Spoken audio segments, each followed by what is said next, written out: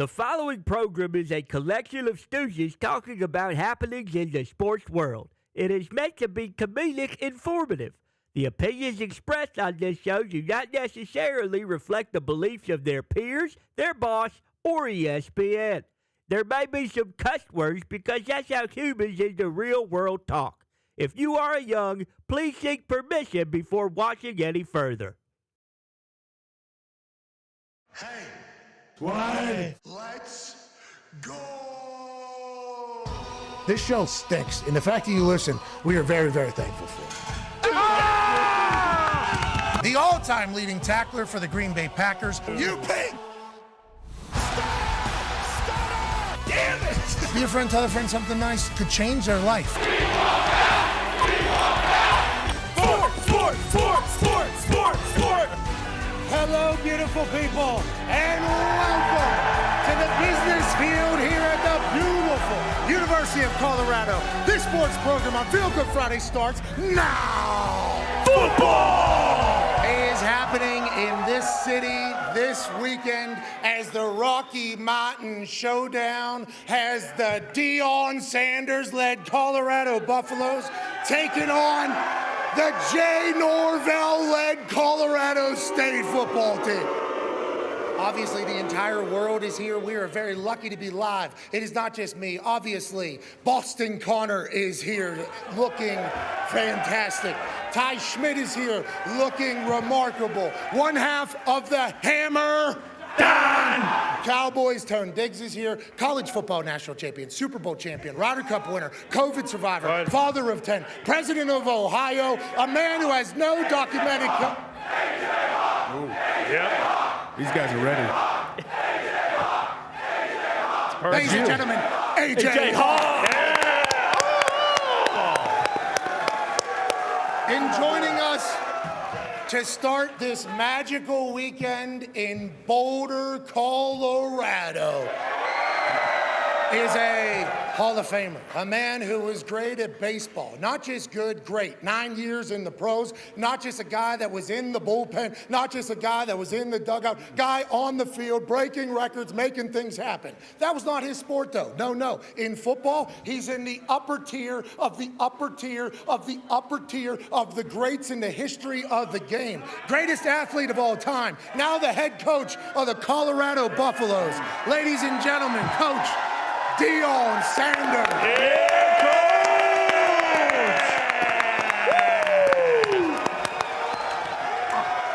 coach!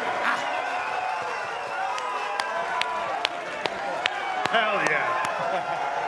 The energy is unbelievable here. My God. Okay, so You guys come every week? Yeah, well, I think that's going to start happening with what you guys got cooking. Just real quick, whenever you decide to take the Colorado job, right? And I know there's a lot of other schools that wanted you. The athletic director here said, you know what, Prime, we want you to be Prime. We're going to figure out how to pay you. And then everybody kind of laughed with your Louis Vuitton thing. Now look at this. Week 3 of the college football season. Fox is here. ESPN is here. Right. We're here. Right. The campus is alive. This is exactly how you drew it up, Coach, or what? And guess who else is here? We're here. Yeah. We told you we was coming, but now we're here. I love it. I love every bit of it. I had no idea that Boulder, Colorado could be this electric.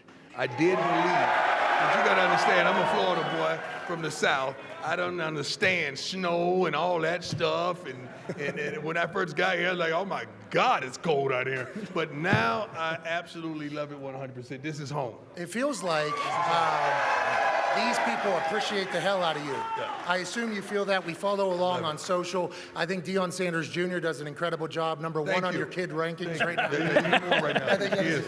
But let's talk about the game this weekend, just because that's what we're here for. No, go ahead. Do what you was gonna do. Okay. Here we go. No, I got you. You gotta understand, I got you, baby. I know what you was getting ready to do. I know what you was getting ready to do. I got you. Oh, wow. These are the prime blenders. These are the prime shades. Whoa. That's right. Oh! Good. Look at this. Hey, you knew I was You going look to wear. good. You knew I was going to wear gold. Okay. I do. So we accessorize. Yes, These are right. the blenders, is what they're called. Yeah. Oh, Those I are the can, new shades line. I can buy them right now.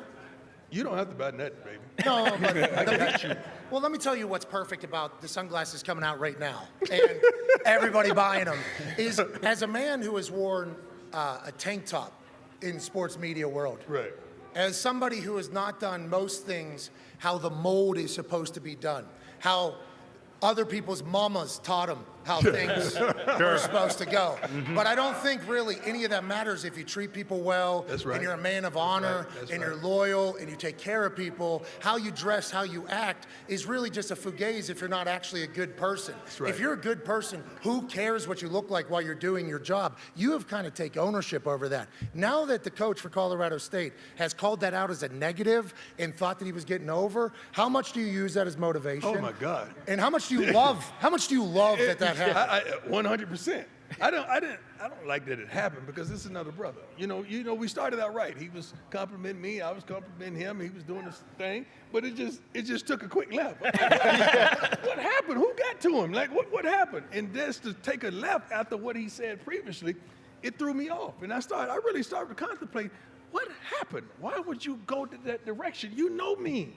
Like, you know how I get down. You know, if we really want to talk, I can do this pretty darn good. I'm pretty good at this, AJ. Oh, yeah. But I don't need to because the kids, they're ready, man. Like, that just, if it was a trap game, and I don't believe in trap games, my kids now are on a 10.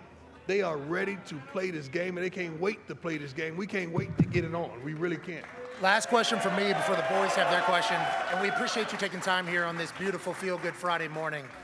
So Shador, obviously, we heard about week one. Yeah. Coach Bryles, that asshole. Right. You know what I mean? Offense coordinator for TCU, formerly of Florida State, at a camp in high school. Obviously, you're a Florida State legend, icon down there. Didn't really pay Shador much mind. So whenever he played against TCU and that offense coordinator, he said, you know what?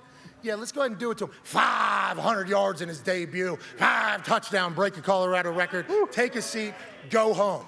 Now, next week, Matt Rule said something. I don't know exactly what it was, and they stand on the buff. Shador finds something to get him going. Yeah. Jay Norvell, has he always had that in him? And is that what you think separates him from maybe everybody else that he's the same age as? It does, because he's always been that kid that was my son. So he never got the respect or the credit of his work because that's his prime son. He's just getting him a pass. He's just letting him ride. He shouldn't even be the starting quarterback. He ain't this. He ain't that. He's always heard that. So he just has consistently worked his butt off to prove everybody wrong, and he finds something. Yes. He finds something that he runs with and he rides with that he holds on to. I love that's what all the greats do. You know what I mean? You think about Tom, think about Aaron, you think about Peyton, you think about Serena, you think about you, always trying to find something to kind of add fuel to the fire, and it feels like people don't respect it yet. You look so good in those shades. I just can't stop. Wow. Unbelievable. Don't he? I just can't. Matches. I'm trying to take my eyes off you, but I can't. Coach, look at this move here, too. You know, whenever you're an adult, you talk to somebody, you take the shades off. But if you don't like what they're saying, especially in Colorado with some of the local laws, and you can't see everything they're saying because the eyes are sitting a little lower, maybe you just drop that thing down. There it is. You know what I mean? These are great shades. I'm proud of you. I'm thankful for you. AJ's got a question for you. Coach, I know I've heard you guys say a million times, hey, we're just getting started. This is just the beginning of what we're doing. What does this place, what does this program look like 8-10 weeks from now? Because what you guys have going, obviously the momentum is unbelievable. What could this be? We're probably at 85% of the locker room, as well as the coaching staff, truly believe it. Probably about 85%. Once you get that other 15, even go over that 105%, it's going to get crazy. The guys right now understand that they can do it. That's why you had to get guys out and bring guys in, because the guys in didn't believe. They couldn't even fathom seeing that, man, we could actually win. So when I'm talking about winning and how we going to dominate, I'm looking in the eyes. I'm like, oh, my God, this. A lot of doubt. We got to get this out of here. You don't believe. So these young men that's inside this locker room, as well as the staff, man, they truly believe. And we got a good collection of coaches as well as young men. I said this on game day, and I think I said it on my show as well, that I think a lot of the old whites who do not like me either. They do not. You don't say. Yeah. You don't say. Yeah, well, especially with these new, I look so fresh with these shades on. But like, they're all like, oh, this is what college is going to be now. This is what college football is going to be. You're going to get a coach that's going to use the transfer portal, and they're going to bring in every great player in the country to one particular place. It's like, Just because Deion did it doesn't mean It's going to be done. anybody else is going to do it. I think you're not getting enough respect for finding the right people to come into your culture. Yeah, it ain't like we got millions and millions of dollars in a collective to pay these kids either. It ain't like that. We're not like some of the other top. Oh, I'm sorry. I ain't see you sitting there right there. My bad. I'm sorry. I apologize. I wasn't meaning that. Yeah. But it feels like there's not enough credit being given for you to find your guys. Yeah. Like Travis Hunter is a dog. I know you got the D on his jersey, yes. but he did it. You like that, don't you? Love it. You like that, don't you? You know why? Yeah. You know why? Because there's some people. You would have had the D on your jersey. Damn right. Damn right. Because there's some teams that just are filled with absolute dogs. It's one of the things on our show. My God, I love this. Yeah. That's one of the things on our show. Huge thing. But like Travis Hunter, he did an interview with Desmond Howard, and they're like, what's the expectations now? And he said, dominate. Like, what are we even talking about? And I feel like that's your whole locker room. You got to find those guys. Right. You got to find those guys. You got to interview those guys. So a lot of times those athletes think they're interviewing us. We're interviewing them to make sure you fit. Because it is not about do we fit with you, do you fit with us? Because we demand a certain standard. We practice a certain way. We live a certain way. We do things a certain way. And if you don't fit, if you fit out instead of fitting in, we're going to have a problem. Yeah, but you guys wear sunglasses and hats. Yeah, true. True. Can't have it. Can't have it. Connor has a question for you, Coach. Yeah, Coach. Obviously, Norvell was talking his bold junk, and we all saw that. I like that word. Unbelievable. Me too. I'm definitely stealing that. But is there a limit to when the trash talk starts? Because there's this old clip of Oregon's head coach saying, "Hey, Colorado's never won a damn thing." Yeah. Yeah. We can't get to that right now. We got to get to this. Okay. Yeah, yes. Okay. You're on to something, though. Okay. You're on to something. Because that was before. I wasn't sure if that carried over into this new era as well. Tone Diggs has a question for you, Coach. Coach, you saw the cowboy hat. I love the cowboy hat. I saw you see I love the cowboy hat. I saw you wearing the cowboy hat in the spring game. Yeah. That clean white cowboy clean hat. white. Okay, I want to know when you're going to make that debut for the regular season. Is it waiting for the biggest? It may be tomorrow. Okay. Let me tell you what. Our equipment man Smitty, because it's not as simplistic as you think. Because we wear headsets, and I gotta. I get it. Stay, So now but we had to get something made. That goes in the ears. Oh, like the old school Britney Spears. And it's a piece as well. So it's not that simple. But you can't wear a cowboy hat unless you know you're going to kick some butt. You know what I'm saying? So you got to know you're going to kick some butt. Yeah, I think you should be pretty comfortable every game you sign up for. I saw you one time. I forget what show it was on, and you said, we just need the big boys around the country to understand that, like, every other piece around you, we got. We just need the big boys. Although I think your offensive line has been giving a lot of time, and your running back's been doing great. Yeah. How do you kind of evolve this team throughout the year, and where do you think you guys need to get better at? Both lines and linebacker. Both lines and the linebacker. I mean, the offensive line is doing a phenomenal job, but we got to be more successful running the football, as well as being stout on the run as well. But in linebackers as well, we got to do some things. This team is going to go out and they're going to run tempo and they're going to try to throw the ball around the field. So you're going to get an opportunity to see our defensive backs put on tomorrow. But our receivers, running backs, all the skill positions are crazy. So right now we're actively recruiting those big boys, because when we get those big boys, oh my God, when we get those big boys, it's going to be a problem. Oh, it's going to be a problem. We got a couple coming up this weekend on official trips, but when we start signing those big boys, it's going to be a true problem. Hey, let's go. Let's get the big meeting. Yeah, come on now. Big meeting. Bring them in. What are you going to do with, obviously, you told us that Travis was going to get a G-Day on Wednesday, I believe, and he was back on Thursday. Yeah. And you're going to have to take care of I it. tried that. Guess what? Didn't work. He went out there to practice. Again. Hey, Travis, come on, man. You get to chill. On Tuesdays, you chill on Tuesdays. You work on Wednesday, Thursday, Friday, light day. He's out there working. He's like, I don't like the way I play. I got to work. Okay, so that's the way he is. That's the way he gets down. Okay, so let's talk about this. You're going to have to make it. Yeah, dog, you hear it over there. But, like, you're going to have to make this decision, right? Because in those games that potentially get out of hand, you know, in a 3-score spread game where the other coach adds fuel to the fire just like 2 days from it and it gets going. Like, Right. A lot of coaches, they have to build up their Heisman candidates, right? Those fourth quarters, third quarters, when the game's out of reach, you'll see quarterbacks in there still slinging it, getting the yards, doing that. With Travis Hunter, do you have to, like, calculate in trash time where he's at, what he's at? You got to make sure he get his. He wants to eat too, because he's worked his butt off on both sides of the ball. You just got to make sure he eats, and then you check and see if he's full. Like, all right, you right? He's right. You right? You need another pot pie? What else you need?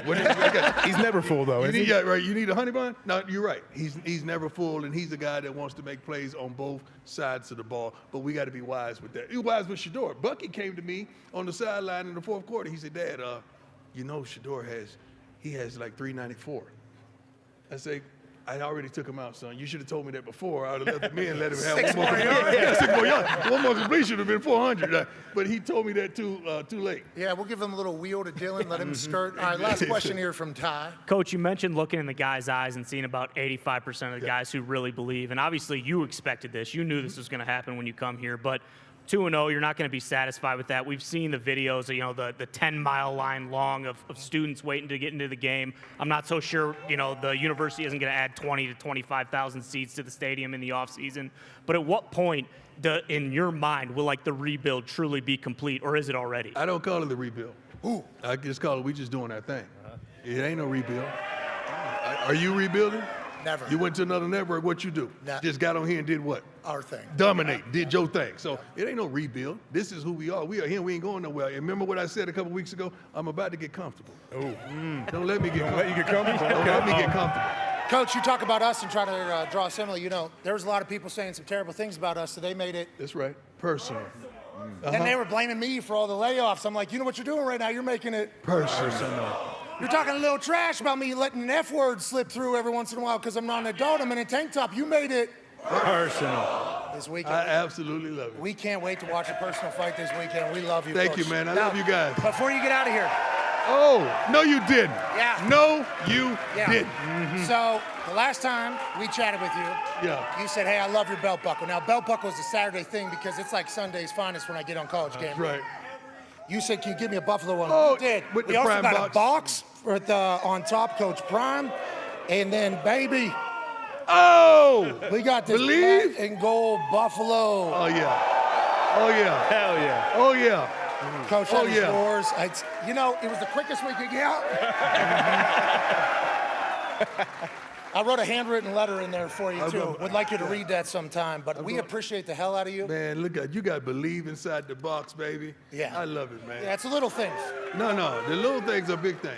Well, You know that, right? they lead to. That's right. And God is how you wonderful. do anything is how you do everything, Coach. I like that. And everything you've ever done, dominate. Ladies and gentlemen, Coach of the Colorado Buffaloes. Thank you. Deion Sanders.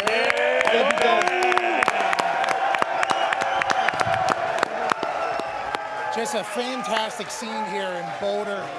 I mean, I don't know how many times in the last 10, 15 years that the entire sports world would embark to Boulder, Colorado.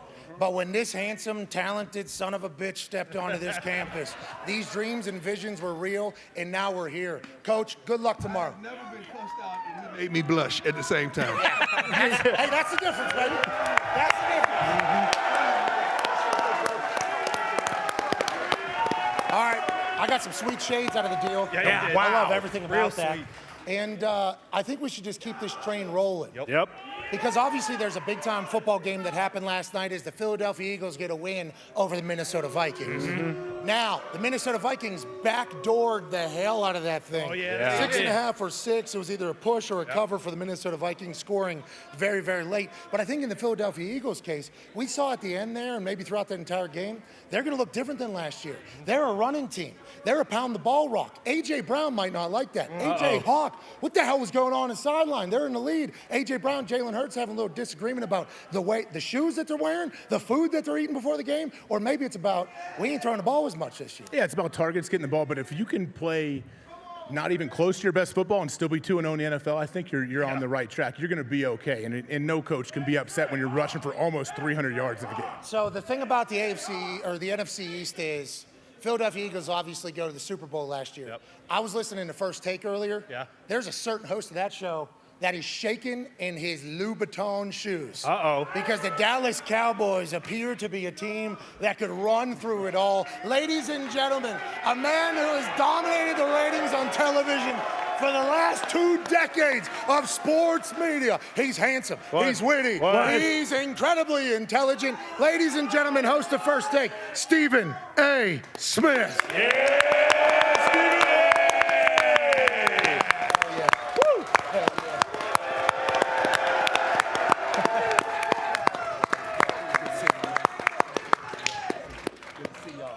Stephen A.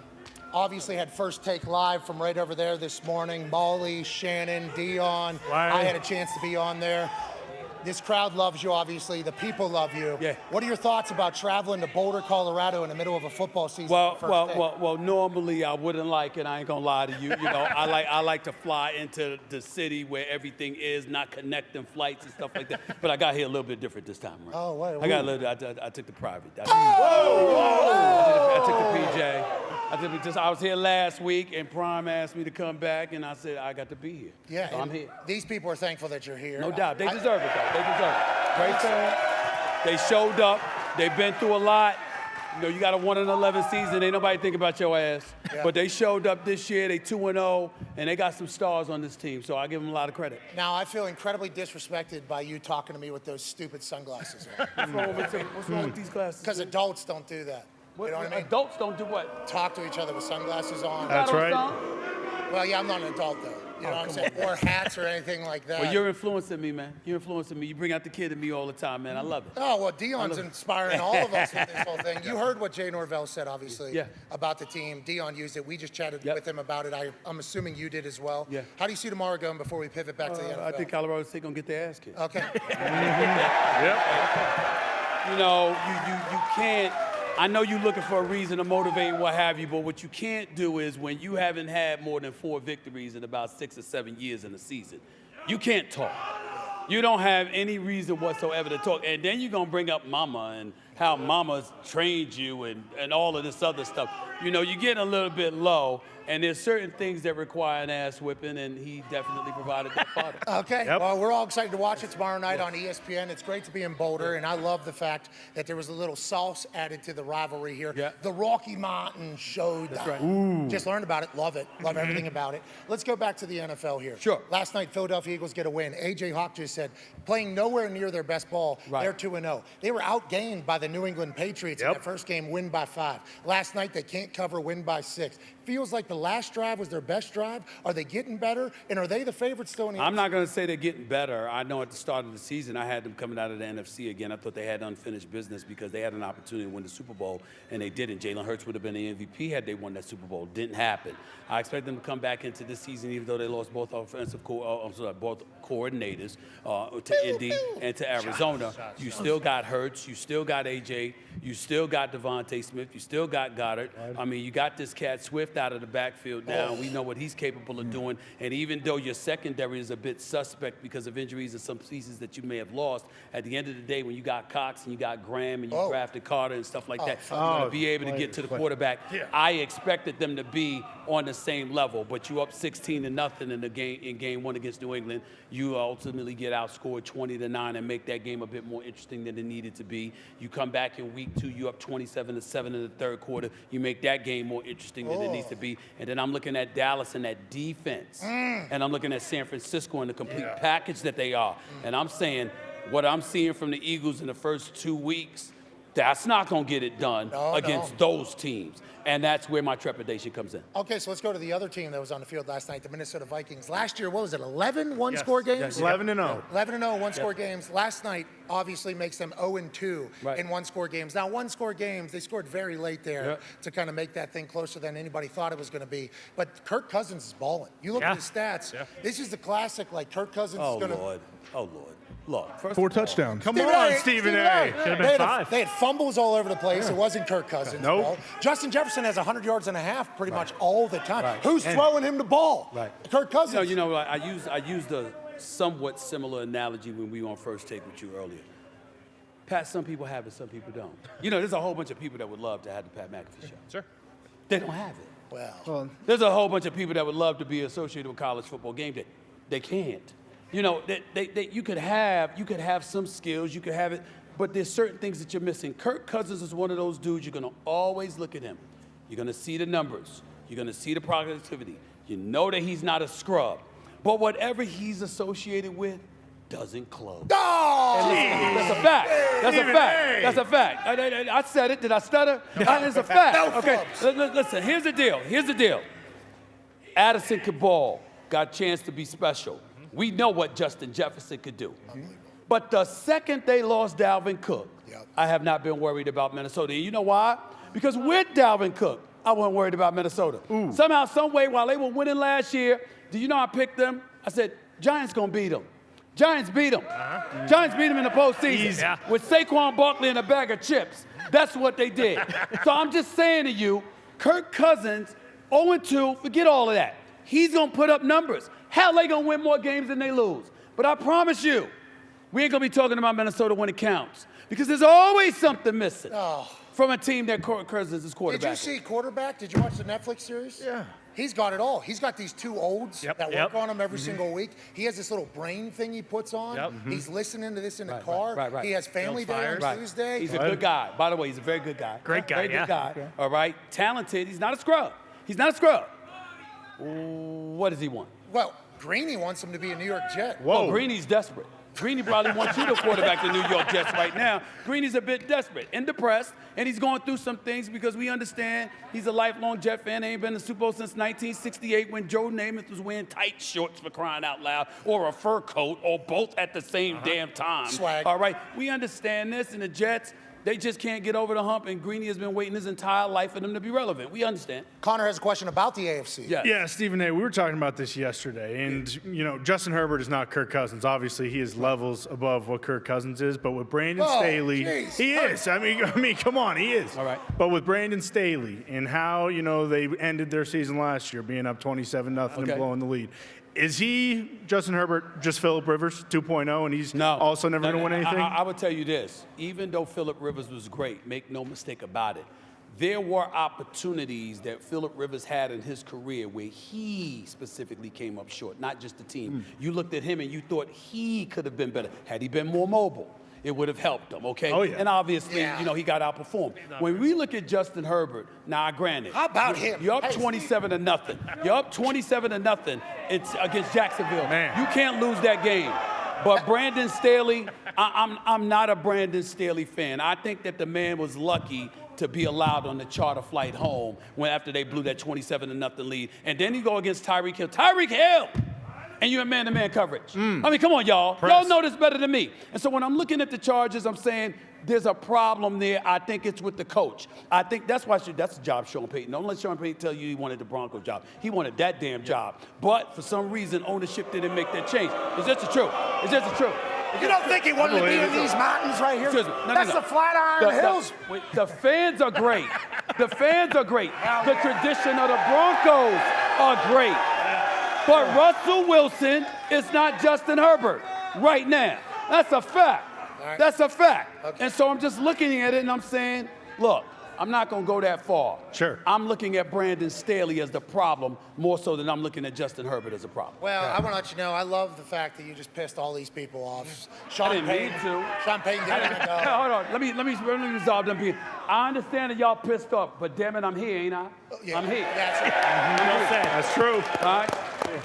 What are those Louboutins, sir? Christian Louboutins. Yeah, no big deal. Slight work, walking through the mud. Look at these. I know that. How about that? That's all right, though. You can afford to both clean them and get a new pair. You living good. Thank you. You living good. Not as much as you. I mean, we heard about your pockets as well. Don't compare to yours right now, but I'm working on it. Make no mistake about that. Stephen A., so am I hearing right? Like, are you back on the Cowboys and Dak Prescott and everything that they got going? First of all, don't ever say Dak Prescott yet. He's got 2 playoff victories in 8 years. I don't want to hear that. It sounds like you might be more of of a Cowboys fan. What now. I'm saying is I ain't no damn fan. As long as those damn fans are fans of the Cowboys, I will never be a Cowboys fan because I can't stand their fan base. They make me sick. Having said all of that, I will say this. Damn right. I will say this. That defense is something special. And Micah Parsons is my boy. Trayvon Diggs, that's my boy. And so when I look at them and what they bring to the table with Lawrence and the rest of the crew, and Stephon Gilmore being in that cornerback room right now, you can't throw on them because their secondary is elite. It's hard to get off a pass on them because their pass rush is elite. Dan Quinn is an elite coordinator. I still haven't forgiven him for blowing a 28-3 lead in the Super Bowl when he was the head coach. Damn it, run the football. Stop throwing it every damn down. Matt Ryan, he should never recover from it because you were a veteran quarterback at the time. Did you see with the Colts last year? It's ridiculous. All right, but I'm saying years ago, you had enough cachet to say, damn, we got to milk the clock. We don't need to be throwing incomplete passes all the damn time. Having said all of that, here's my point with it all. The Dallas Cowboys defense is real. It is no denying that. But it's going to come down to Dak Prescott. Moments are what make champions. And somehow, some way, just be patient. Right. They won't let you down. They won't let you down. Yeah, I loved what you said earlier. And on our show, you did this promo, and then you said, who's quarterback, though? Have you and Dak ever chatted? How is that relationship? No. When I see him, he just waves and keeps walking. It's a wise decision on this. Oh, wise decision. yeah. Wise decision. I mean, listen, I respect Dak Prescott is not a scrub. Dak Prescott can play. But the fact is, moments make champions. Moments accentuate greatness. And he hasn't had enough of them. Okay. And that is the bottom line. And so I don't dislike Dak Prescott. He's a first-class individual. He's a talented quarterback. But damn it, you've come up small for the biggest franchise in sports. Time and time and time again. That is a fact. And it cannot be disputed. Okay, so as we pivot away from that, let's talk about moments. Sure. Feels like Colorado's about to have a moment this entire college football season. Yes. Yep. I had the incredible opportunity last year to get baptized by college football and get Yes. a chance to experience its all celebration and tradition and passion with game day every single weekend. I feel like college football, and people might think I'm pandering or whatever, larger part of the sports conversation as a whole, because Deion is at Colorado and the success they're having. Do you feel that way? Because I know you're an NBA guy, NFL guy. College football more this year? I do. I think that he's brought a spotlight to college football, but I want to veer left and I want to say something. And I don't BS, so take this for what it is. I think one of the greatest things that's happened to college football is ESPN adding you to college football. Hell yeah. I really believe it. Hell yeah. I'm just telling you the truth. Listen, I get to say that because of the damn position I'm in, okay? You are exactly what the show needed. So I had a blast with you last year at Jackson State. I just want to say that. When you look at Deion and what Deion has done for college football, for me personally, knowing him as many years as I know he's done, to have just 10 scholarship players returning, to have 86 new players, you're talking about delegating responsibility, leading, guiding, et cetera, et cetera. All of those things come with leadership. And for him to be in this position where he is leading the way that he has led, I just think it's one of those situations where, first of all, HBCU talent, historically black colleges and universities, you're going to see talent emanating from that because you see Shador and the way that he's performed along with a few other guys that he's brought here. The fact that you're seeing them perform on this level and receive this kind of shine is going to open eyes to evaluators instead of looking at the level of competition that they're going to go against. Now they're going to be under more pressure to be better evaluators and notice what somebody is doing and what their capabilities are, regardless of who the competition is. You and Shannon alluded to that on First Take, and I think it's incredibly important that people pick up that. He's elevated the level of culpability, not just in terms of the players, but in terms of coaches and evaluators. That is what Deion Sanders has done with college football, along with everything else that he has done, and I think it's going to alter college football in a very positive way for years to come. I think so too, and I think there's going to be ripple effects that we can't even sense. Nice Yeah, play. well said. That was Okay. good speech. That was great. Applause break. That was good speech. Smart crowd. Yeah, there you go. Come on. Come on. Give it up for him. Yep. That was a great speech. So I don't think we have any sound live on ESPN right now, but on YouTube we do. Nice. Great. So if you guys want to do hi, Stephen A, talking, football, really good. Okay? Nice. So I think that's good for the ESPN people. Man, please. Last- All I do is steal knowledge from all of y'all. Y'all played, I did it, so I just listen to the experts that come on the show. Okay. And I'm like this, yeah, that's what he said. I did UFC one time with DC, Daniel Cormier and we were literally standing next to each other. And they went to him first to evaluate some fight. And then they said, Stephen, what do you think? I said, I'm going to go with what he said. You know, I wasn't in that damn octagon, he was. Double champ. But Yeah. what you've done for so long is so, and listen, because of what you just did to me, don't ever do that again on my show. Okay? Don't ever do the whole You don't want me to compliment you. I'm just being honest. bingo. Yeah. being Hey, look at me. Don't. All right? Let's move along. All Are you right? trying to scare me for? No, this is me talking as an adult. You see that? No. Now that's me as a kid. But like, what you need to know is Right.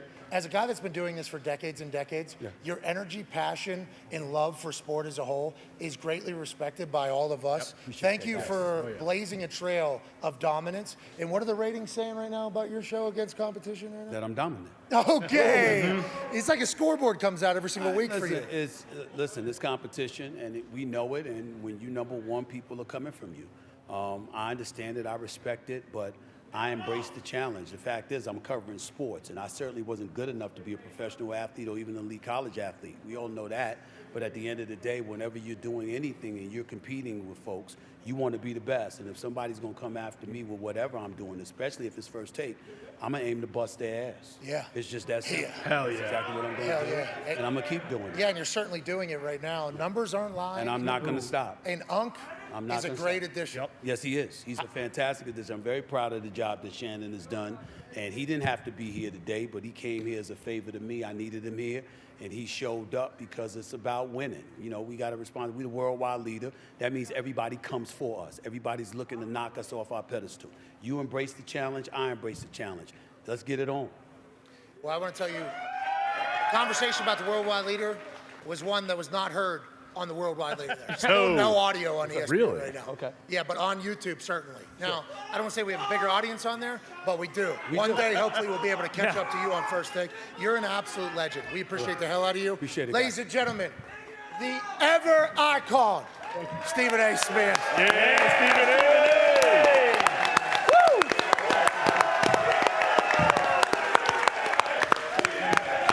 Stephen A. Stephen A. All right. Not a bad start. Not at all. The audio, huh? How about that? Yeah, so no sound on ESPN there for the last like 20 minutes or so. You missed a good one with Stephen A. Yeah. I know he looked good, probably. 20 minutes? It was a long time. Zito first dropped into my ear and said, hey, no audio on ESPN, but YouTube's good. Seemingly on like his second answer. So F-bombs? Can we just say? It's back. Oh, okay. Audio's. These guys are asking for one. That's what they're saying. That's Can't what you do it. need to know we're fighting against. So obviously, Deion and Stephen A. to start this entire thing. He was going to pick the slate, but I believe he's got something else going on later in the show. There's so much happening on this campus. Oh, my God. I believe I'm going to kick some soccer balls with the Colorado Buffalo women's soccer team. Here we go. I think they're good. Big game tonight. I think they're good. We're going down to Pearl Street tonight. I think they have some dinner. Ooh. Hell yeah. And tonight, AJ Hawk and I are climbing those Flatiron Mountains naked. Hell yeah. Birthday suits. Straight up. Yep. Alec Connell, I hope you watched the documentary. I'm going fingers in a crack, fingers in a crack. And I'm climbing my way right up there. A mountain lion's gonna come down. I'm gonna kick it in the mouth like it's Jay Norvell. And I'm just gonna keep doing my thing. Smart. I'm on College Game Day tomorrow, and obviously, and we're going to be here. And if you look at how ESPN has covered this game, there is certainly reason for Jay Norvell to maybe be a little bit distressed about how it's been talked about. But for him to throw himself into the fire, I think was a bad decision. And as a guy that's been on Colorado literally since day one of Deion moving here, like I have to cook him. I don't want to. Didn't even know the guy existed. Didn't even know the guy existed. No idea. Now, college football fans are going to be so mad about me saying that. I don't know. Obviously. How would you? Even if a coach wants to make those kind of. Oh, you changed your Yeah, mic. yeah, that you was your did. mic there. Why? This mic- What am I doing here? There you They go. turn that off? I got no wires on Come on, these AJ. things. Whoa. Okay. But why would you, even if you want to say that, what would make you do that and give the old bulletin board material type stuff, especially when Deion has two of his own kids playing on that team? I'm not 100% sure. I'm just saying it's going to be tough to be non-biased tomorrow for that entire College Game Day, 3 hours. Yeah. Hey, it's going to be tough not to pander to this crowd. This crowd is huge. Look at this. This is bigger than Yeah. Tuscaloosa. Yeah, we're getting rowdy. Boston Connor's my dad. Congrats on a sec. And it never happened. Must have been R.I.P. God Boston. again. AJ Hawk can't tackle me. Revoke AJ's driver's license. Yeah. Amen. Yeah, This amen. guy's- Rest in peace, Takate. They don't Rex. care. That's a lie. Got a nice wide. Why? I like that sellout one. Yeah, absolutely. We're sellouts. We're lucky to be here, thankful to be here. And let's start talking about some other news that has hit the internet and the sports world over the last 24 hours. There is an incredible clip coming out from NFL Films of McDaniel watching a replay up on the Jumbotron with a close-up on his face. I believe we have the video. Foxy, go ahead and run this thing from the truck. We can run videos this week. Oh, hell yeah. It's a big deal. Huge upgrade. If you've been to SoFi, when they have a challenge, they'll put both coaches on the screen. So you see him and you see Brandon Staley. And Brandon Staley, you know, he's not looking at a camera or anything, just walking around. He's got his headset on, maybe, you know, arms folded. Well, Mike McDaniel sees it. He's looking at it. He sees himself up there. They're zoomed in on his face. And you see him glance up at the scoreboard and he sees it, pulls his microphone from his headset down, Ryan, and he goes, "Run the ball the next 5 plays. Run the ball the next 5 plays." And I'm like, this is hilarious. I mean, of course, they're chucking it all over the lot. Like, it was beautiful. Move the sticks, obviously having a good time. Tom Pelissero, Daniel Jeremiah. He is commentator for the Chargers, so he's in there every single week. The thing that I enjoy about that move is I used to play poker. Okay? Yep. And I would actually just talk the entire time. Been kicked out of plenty of tables, been kicked out of plenty of rooms. And normally I would just tell the truth about what I have. So I'd start early. Hey, listen, I got it. Like, this is just how it is. And then I'm showing cards, by the way, early. Then later in the game, is this guy telling the truth about his cards or not? It's an entire guessing game. Ooh. I like that McDaniel took the opportunity to just put a little thing into Brandon Staley's head. Are they going to run the ball? Does he know that he's talking to the entire stadium right now? Is he working it? And also what this video shows me is that Mike McDaniel is so self-aware, understands everything going on, and from a guy that was on our show talking as if he had just taken ayahuasca, he seems to be the perfect man to be a head coach in the NFL. He does. And I wonder if this is something that ever came to his mind earlier in his coaching career. Like, say he was an assistant and he saw them showing the coach's face on the Jumbotron. He's like, man, when I'm a head coach, I'm going to mess with these guys. I'm going to throw some stuff out there and see if they actually buy it. So it's weird how he is kind of like, he's everywhere. He's in the moment. He has awareness, and most coaches are just dialed in. Hey, I'm football all the time. What's on the field is what's happening. He noticed himself on the Jumbotron. I'm sure he's probably taken part. You know when they have like 3 shells that race on the Jumbotron? And the whole crowd, all the players in the sideline, we would always be in timeout and wonder, oh, now 2's got this one. I bet McDaniel's jumping in those too. So there's something at Indianapolis Colts game. It's brought to you by Waste Management. Nice. And normally they find somebody who has never thrown a football before. And they ask them to throw 3 footballs into a square that's like this big. The entire stadium's watching, and every coach and coaching staff. I assume McDaniel's watching that. First throw, no chance. No money's being made here. We've heard him talk shit to Tua in his ear in the middle of like a 3rd down play. What a perfect coach that got down there in Miami. I think my favorite thing about him is there was a part of me, and I think part of some people, that they thought the honeymoon phase might wear off with him, but it hasn't, because he's always him. And as long, you guys have talked about it with coaches, like as long as they're just always themselves and they're not trying to be someone they're not, who he is never trying to be someone that he isn't, we're always going to love him. And he's starting to like quickly climb up the ranks of coaches for me. Yeah, I enjoy him. You know, we always say Vrabel's teams are going to be good. Right. As Andy Reid, obviously going to be good. Of course. Patriots, always going to be in game. Amen. Shane Steichen's always going to have the boys ready. Sure. You know, that's what everybody says Everybody says about NFL It's a teams. cliche. It's getting to the point where we need to just automatically put McDaniel's name in there. And it's interesting because you got Dan Campbell in there as well now. Yeah. And he's vastly different than McDaniel. Yeah. Both of them unicorns and anomalies in the head coaching world, but I appreciate it. I like what this coaching ranks are becoming, especially if you think about what Deion's doing here, the way it's happening, McDaniel, what he's doing, MCDC, what he's doing. Football's evolving right in front of our eyes right now. Well, and you hit the nail on the head. I think the self-awareness is key, because there was that point in time where everyone's like, oh, this guy's so zany, he's so wacky, he's funny, he's Is he different. high? Exactly. Is he high? Oh, he's hitting a vape on the sideline, right.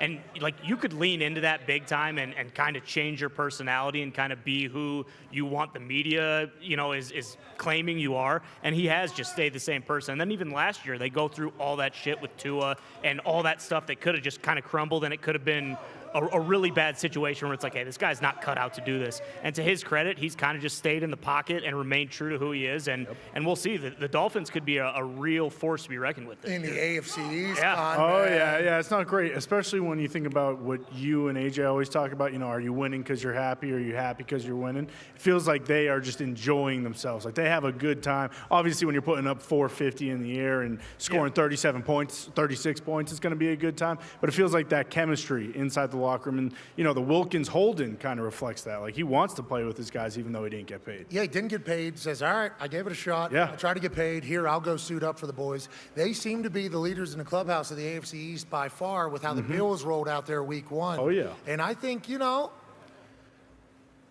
I think Aaron Rodgers is probably going to have something to say about that in about 2 hours. Yep. Aaron Rodgers will be joining us.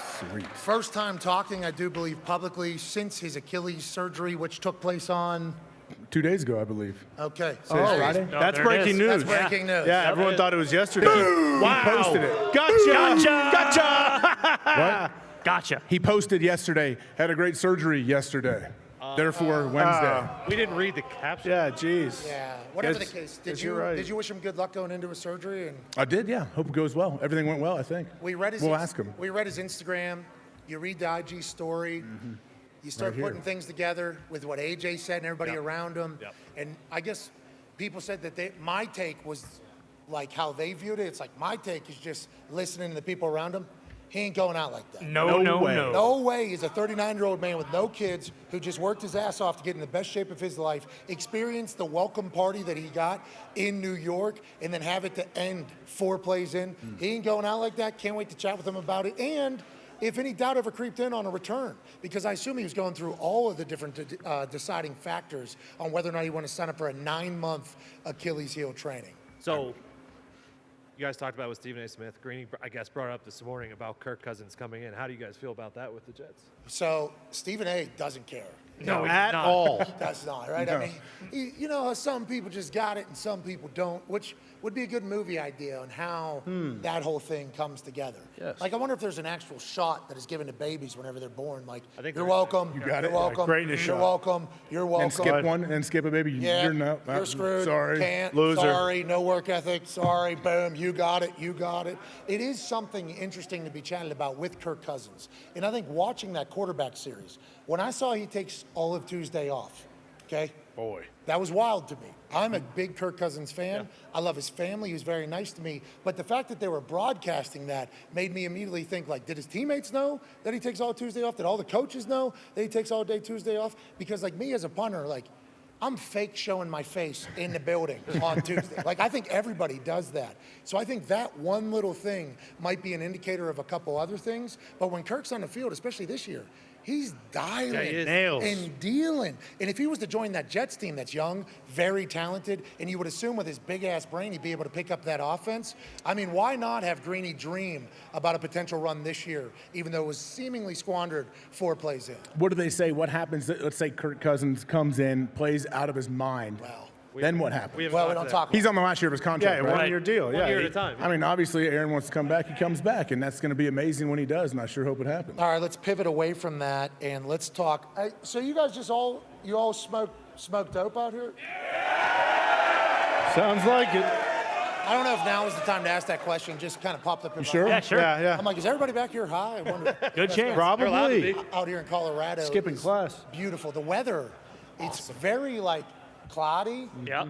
but like perfect. It's nice out. As a human that runs very, very, very hot, when I heard it was going to be like 54 degrees or 55 degrees, I was so incredibly pumped up about it. Deion, though, whenever he first got here, said, we just got to let these Florida boys know it ain't that cold. It isn't. No. It's like perfect out here, and these people are perfect. We appreciate you guys. Hell yeah.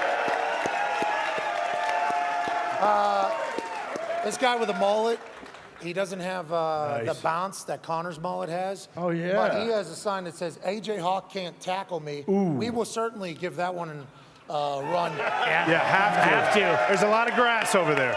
There's another sign that says Rap Sheet is a sellout. We didn't say it. No, that no, sign. man. That's that guy. That sign said it. Double down on it, though, from me, not from you guys. What's that? Rap Sheet is a sellout. How's the show doing? Oh, it's crushing. I watch every day. Record numbers. Never miss a show on NFL Plus. I don't love that our numbers are getting projected to the entire world all the time, you know? Because if we're doing well, nobody needs to know. Exactly. And if we stink, we know. Yeah. You know? So this is a whole new world for us. Yeah. I guess there's a lot of people watching us every single day on ESPN, YouTube, and ESPN Plus. We appreciate your hospitality and letting us into your building. Wow. Find something else, too. Yes. Also, use your brains. Let's not do this all the time. No. Speaking of brains, Derek Carr said, wow, mine's getting rattled right now. In his first game down there in the beautiful Bayou, down in Mercedes-Benz Superdome of New Orleans, which is known to have a raucous crowd.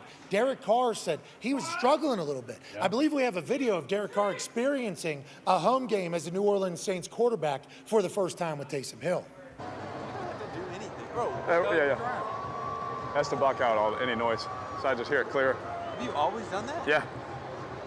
Wow. You need to do it, bro. He said, wow. You need to do that. I never knew that was a thing. Oh, yeah. I bet it helps a lot. Helps. In Kansas City, you hear everything. Cold weather, too. You can hear the whole play. Yeah.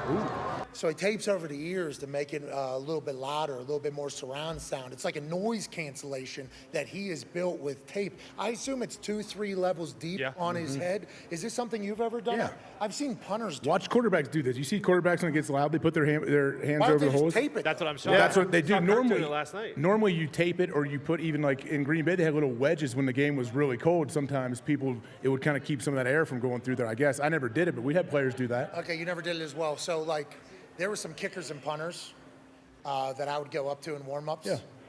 And they would have like ear plugs in underneath the helmet. Earplugs? Yeah.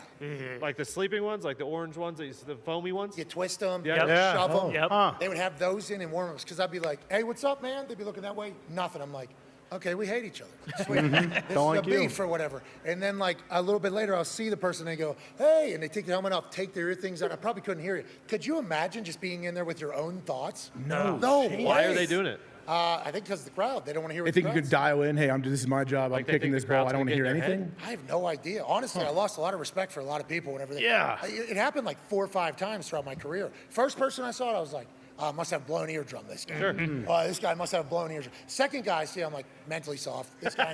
And then like third, fourth, fifth guy, I'm like, oh, this must be a thing that I did not get the memo of, but also I couldn't do it. I appreciate that Derek Carr has to hear things and everything like that, but I didn't know guys were taping that thing up on a regular basis. Does the green dot on defense ever do it? Usually not. You know, I haven't seen many guys. Honestly, the most people I've seen do it are when it's a very, very cold game. And quarterbacks, if they want to hear, but the quarterbacks usually just put their hands up here And if then they what want to you hear. use to oil yourself up. Put Vaseline on your arms. Yeah, that's right. Vaseline. Not just your Or arms. they have the other stuff that claims it'll like kind of hold heat in. It's like pinkish and you rub it in. Scuba suit? It doesn't really work. Scuba suit works. When it's cold, it's cold. I don't love talking about rumors and drama, but Jason Kelsey pretty much said on Amazon that Travis Kelsey and Taylor Swift are dating. Yes, he did. So I'm not. Pretty sweet. Congrats, Yeah, happy Travis. for Way him. to go, Travis. Pretty pumped. Tread lightly, Trav. No, Congrats, no, love. Don't tread lightly. Go all in. Yeah. Well, I agree. Just be an absolute gentleman that you are. Because like we said the other day, you are representing all of football. Yeah. And you're going to do an incredible job. All these other jabrones that she was dating, music industry, Come on. actors, Wide. business people, Wide. bunch of bombs. Welcome to the Wide. NFL, Taylor. This is the man of your dreams. Yeah. Speaking of drama that I don't want to talk about, Stephon Diggs did answer about the Buffalo Bills reporter who was caught on a hot mic saying, yeah, Stephon Diggs, terrible guy. Like, honestly. Basically. This guy, he said the audio shared was very hurtful. Yeah. And was insulting to my character and to how I was raised. I've always treated people how I want to be treated. I greet everyone with smiles and respect, from the people in our cafe to the people that keep our building in clean and in order. Now, an extra in there, I don't think you needed at the end. Nope. From Diggs, the media or fans may confuse my competitiveness that they witness on the field as who I am as a person. But off the field, I've never treated anyone how she described, and have never said anything remotely close to that to her, more specifically. Remember, she's an employee of the Bills. Yeah. I don't know why it was said, But this is an example of why people don't want to deal with the media. It's hard to fight the preconceived notions people have about you, regardless of ever having a personal experience with them. Once again, this person works for the Bills. We get you all have a job, and I respect it. But please remember, I'm a human just like you. And if I ever made you or anyone else feel like that, you can't approach me, I apologize. Well said. Hell of a quote. Yeah, Well said. unbelievable. Way to handle that very high road. Well said. Now, Water under the bridge now, huh? Of course. Sounds like for sure. it. Forgotten forever. Isaiah McKenzie came out, stuck up for Maddie, said you didn't have to apologize. Stephon Diggs certainly said, I heard it, didn't like it, and what you were doing, kind of rude, especially as somebody that works for the Buffalo Bills. You know, I understand in a conversation trying to get a pop and saying things. Sure. And that conversation being caught on microphone is a nightmare, I would assume. But you don't need to sacrifice the good face of somebody that you work alongside as a Buffalo to get that pop. So I think this is a learning lesson for everybody. When microphones are around, don't say terrible things about people unless it's A.J. Hawk and how he drinks his own piss and drives terribly. I hope we haven't gone to commercial on ESPN. But like for shoot though, like actually, if I'm Stephon Diggs, I am probably going to dislike that woman forever. 16 plus games left this year. That's a long time they're going to be in the building. Hopefully bygones will be bygones, but I did not appreciate it at all because you don't need to bury somebody else to put yourself over, which is what she was kind of doing in that conversation. We have too much of that in this world. You can compliment somebody while complimenting something else. You don't have to bury people. So hopefully it's a learning lesson for a lot of people, and shout out to Stephon Diggs seemingly getting over it. Well, and for her, it's like he's one of the stars on the team. Like you're relying on him to do your job well, and you think he's going to give her an interview the rest of the year? I don't think so. But also to your point, Well, he'll like, say F you right to well, Bingo. yeah, exactly. In front of But you everybody. could tell when she's talking to the other guy too, like he kind of laughs a little bit, and she's like, "Oh, okay, nice, got to pop out of him. I'll let's rim this out as much as I can." Like, "Oh yeah, he's a selfish son of a bitch. This guy hates everybody." You know, she kind of got caught a little bit, got a little laugh, started feeling herself. It's like, all right, well, you know, whatever. Let's get a big pop out of this guy. Yeah, and Isaiah McKenzie also. I don't know if he signed with the Bills again because he did the preseason with the Colts. So if he's not with the Bills, is Isaiah McKenzie kind of doubling down here? Like, you know what? Yeah, Stephon Diggs was an asshat to me when I was in Buffalo. I could never talk to him. He was unapproachable. And the way it ended, obviously, he was running on the sidelines like this, pissed. Now, Stephon Diggs voted captain for the third straight year for the Buffalo Bills. 3 stars. And anytime somebody inside your own building feeds a narrative that's outside your building, you need to stop it quickly. I don't know how the Bills are going to handle this with Maddie as an employee. I assume she's very well liked. You heard the pop in a conversation. Right. But you just can't bury his second biggest star on your team. No. That just can't happen. All right. Hour 1 wrapping up here from beautiful Boulder, Colorado. Beautiful. Unreal.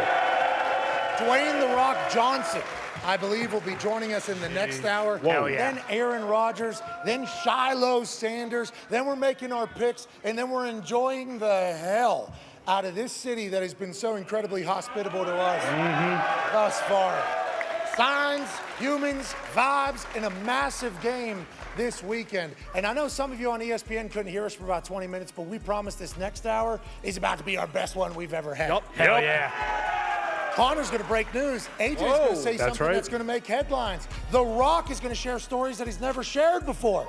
We're in for a great one here in this beautiful campus of the University of Colorado. Be a friend, tell a friend something nice. Take 3. And thank you for having our back. I watch everything. Thank you for having our back. You know, sue me. Don't actually. Shout out Brett Favre. I'm buying in to Deion Sanders. You know, I bought into the hype. I bought into the 80-plus people that he's brought in. I bought into the mindset. And they could potentially lose by 50, and I can never do this again. So give me Deion Sanders in the Buffaloes. Shocking the world today is 20-some point dogs. Coach Prime gets it done in week 1. Colorado pulled off the huge upset, beating 17th ranked TCU 45-42. The quarterback Shedeur Sanders stepped up big, throwing for 510 yards. And I think the reason why I believe is because literally everything that you've tried to do and committed to, you've succeeded at. And that's not blowing smoke or kissing ass. That's just the real fucking facts of life. You happen to have this it factor. And then whenever I heard you talking to your team, you were standing in the middle of them and you said, "Do you believe in you?" And they all said, "Yes, sir." It's like, I feel like what you're trying to put on into this locker room that is very new is the right shit. Is that why you were so incredibly confident going into this game? I didn't have no doubt about that we were going to win that game. I never second-guessed, never doubted, never said, hey, we could do it. And I knew if the ball is in Shador's hand at the end, we're going to win. Do you believe that? Huh? Who said I didn't believe before? No. I read through that bull junkie wrote down. I read through that. I sifted through What did I write? Yeah. What did I write? Oh, no. I mean, that's my son. I've been with him since he was a baby. I knew what time it was. The reason he was so intense and just so relaxed and ready, not only did he study, but when we went to a camp of a certain school, and this certain coordinator we just played against, he's an offensive coordinator. He was at that school, and we went to this school of camp, and he didn't pay him no attention. I don't even think he barely spoke to him. He just pushed him off to the side, and I went and told somebody, I said, hey, man, that ain't the way to treat him, man. That's not right. That's not right. And he remembered that. But, man, we worked our butts off. Everybody else does as well. But the preparation and the passion and the intensity that we have, and then you throw in the doubt factor of other people that's something I could tug on with my kids, I could tug on with my team, I could tug on with my coaches. Like, they don't believe us. They think it's a game. They think it's a joke. As long as you could give me a thread that I could pull on that heart, oh, my guy's ready to hunt. This kid here loves the game. Last week I told Travis, look, you're not going to practice until Friday because, you know, you got a little hamstring or whatever. So just chill. I look out there on the field. He's going both ways on Thursday. I say, Travis, did I tell you not to work today? That kid right there is a darn Rottweiler, man. He don't play. He texts me at 6 o'clock in the morning on Saturday. Let's go, baby. Let's go do this. That's the text I got from Travis at 6 o'clock in the morning. Let's go do this, baby. This is one of my favorite books next to the Bible. Remember this? Everybody remember this? Oh, yes. The Little Engine That Could. You know what he said? I think I can. I would be a fool to ever don't think I can. And I think we can. I really do. As closer we get up that hill, we're going to say, I know we can. I know we can. I know we can. That's what I heard on the side. The following program is a collection of stooges talking about happenings in the sports world. It is meant to be comedic informative. The opinions expressed on this show do not necessarily reflect the beliefs of their peers, their boss, or ESPN. There may be some cuss words because that's how humans in the real world talk. If you are young, please seek permission before watching any further. Hey, Dwayne, let's go. This show stinks, and the fact that you listen, we are very, very thankful for. The all-time leading tackler for the Green Bay Packers, you pig! Damn it! Be a friend, tell a friend something nice could change their life. Sport! Hello, beautiful people, and welcome back to the business field here at lovely University of Colorado. It's Feel Good Friday, September 15th. Hour 2 of this program starts right now. Football is happening. The crowd even got along there. We appreciate the fact that we have things that are so easy and basic that even the incredibly beautiful and humble and hospitable people of Boulder, Colorado. Hell yeah. It's hard not to do that because these beautiful people are standing out here. I think there's a lot of people skipping a lot of classes right now. Nice. There's a lot of people getting, Nice. Yeah, I'm a hero when it comes to I feel so terrible about it. You got professors basically sending us messages like, hey, tank top asshole. Every time you come to campus, it seems like everybody misses class. Well, I want to let them know you're learning something here that you can't learn in class. You're learning that 5, 6 doofuses can do a show live in one of the most beautiful campuses on planet Earth. Yep. Hell yeah. Yep. Now, later today, AJ Hawk will be attempting to win 4 different people free tuition for the rest of their time here. Whoa. As he will shoot 4 basketballs into that basketball hoop that is standing in the middle of the beautiful people here at the University of Colorado. It's filled in quite nicely. Yes, it has. AJ Hawk's here, Tone Diggs is here, Ty's here, Connor's here. We were looking at our numbers on the internet. You know, last show was at Tuscaloosa, Alabama. Alabama, although alphabetically up there at the top. Whenever it came to people that listened to our show, there wasn't a lot of Southern whites that enjoyed us and everything we did. So I was scared to go to Tuscaloosa last week because I had no idea if anybody was going to come say hello to us. They did. It was awesome. We're very grateful for them. With that being said, I had no idea we had people in Colorado that listen to our show. Wild. It's big. A lot of them. Yeah. Holy hell, look at that. AJ, these people are here to see you, Mm-hmm. AJ. That's right, AJ Hawk, baby. I mean, this guy to revoke my driver's license. I thought they had people to take these signs down, right? It's blasphemy. AJ, they're changing your name. Don't be a little bitch. You have to go do it yourself, though. Go out there and rip the sign up there. Okay, Con. All right, before Dwayne "The Rock" Johnson joins us here in a matter of moments, which is so bananas to think about. Yeah, pretty wild. So bananas that he's here. The universe has kind of come together. I mean, he's going to be here, I think, for like an hour or two. So yeah, let's go. Go ahead and buckle up and get ready for a lot coming. Because we know this man. Oh, yeah. Big time. I've followed this guy a long time. There's a lot of influence from The Rock on how I operate on a daily basis. I think I've actually told people that if you were to take Stone Cold Steve Austin and The Rock and put them together, I think you could probably get a pretty good indication of who I am as a human from watching them. Plus, you add in the fact that my dad's one of the hardest working humans of all time, former truck driver, mom, 1 year older, happy birthday, secretary. It's like the attitude era of the WWE basically created me. Yeah. A lot of people hate that. So now that we're going to get a chance to chat with The Rock for an hour right here in Boulder, it's a dream come true. It's going to be a Friday we're going to remember forever. Yep. But before he joins us, let's start chit-chatting about some other things. We talked about the Philadelphia Eagles running the ball so incredibly well, AJ. With that offensive line that they have, it's almost like, why isn't that their identity? Yeah. But then you think about Devontae Smith and what AJ Brown's able to do and Jalen Hurts was able to do last year. Remember, his arm was called into question. Is he going to be accurate enough to be an NFL guy? Is he going to be able to understand defenses enough to become a Super Bowl champion, to get to the Super Bowl? He answered all those questions last year, but at the beginning of the game last night, it looked bad. Real bad. Jalen did not look good against the Patriots. Nope. Jalen did not look good. And I think he felt it. He started running a little bit more, taking some more shots, trying to press. Are we worried about Jalen losing it? I'm not worried about it. I think this run game, if it does take him a little bit of time, a couple more games maybe to kind of work out the kinks or whatever he has going on, you got a great run game that almost rushed for 300 yards the other night. And they've been able to run the ball when the other team knows they're going to run the ball, too. That's the other thing we say all the time. Can you run it when the defense knows you're probably going to run the ball? And so far, they have. What was it, 10 out of 11 plays? Like, after the first 2 or 3 drives weren't going well, they said F it, and they ran 10 out of 11 plays, and they went right down the field and scored again.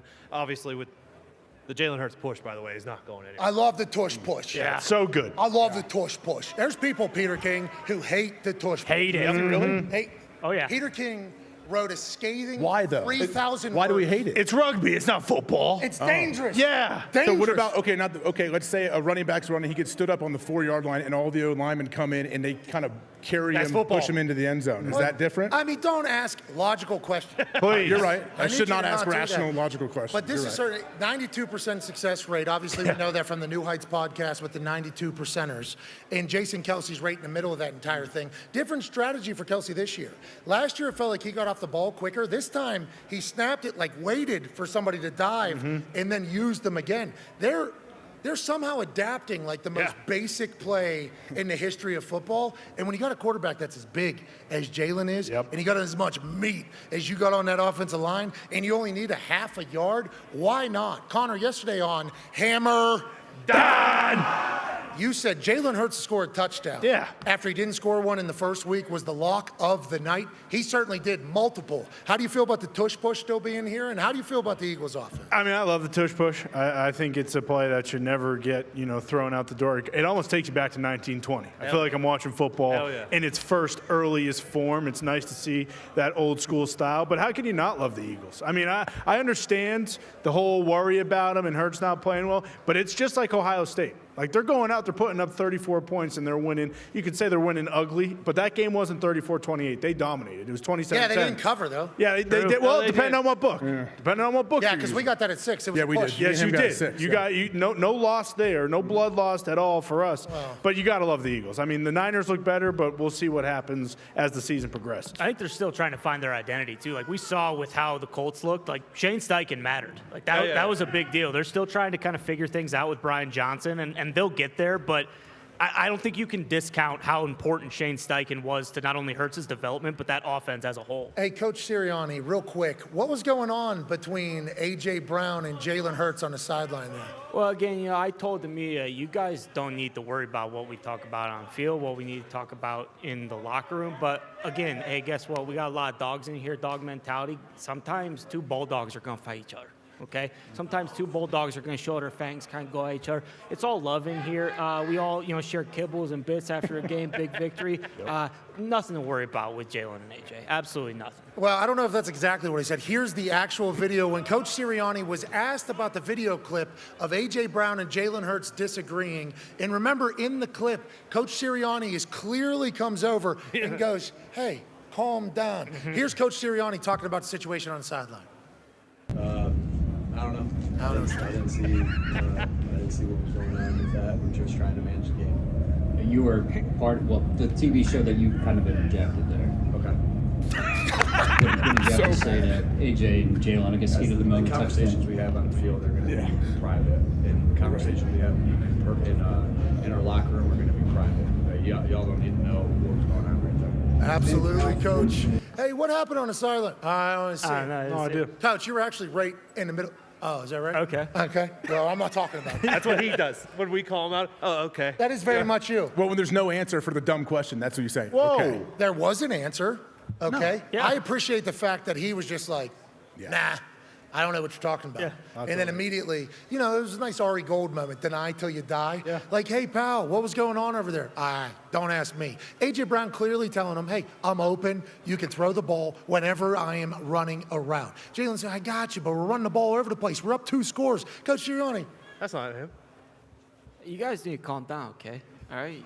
AJ, we're going to get you your touches, okay? Just let Jalen do his thing out there. Jeez, please, okay? I do believe that is going to be much to do about nothing in the end. Yes, and yes. A.J. Brown is still A.J. Brown. He made some plays. Devontae Smith had a Randy Moss moment to start that thing against Minnesota Vikings. Then he had a runaway, just like Randy Moss against the Minnesota Vikings. So they had to relive through it. And Jalen's offense will kind of get there. But, boy, if they're going to be a run team, and if they're just going to dominate on the ground with the offensive line that they have, they've spent a lot of money at the wide receiver position. Yeah. And normally when you spend a lot of money at the wide receiver position, the wide receivers are going to be like hungry hippos. And they are going to want the rock a lot. Do they have enough bones for all the dogs to gnaw on over there in Philadelphia? It worked, though, because right after that, there was 2 deep balls back-to-back to A.J. Brown. He scored on one of them. It got called back.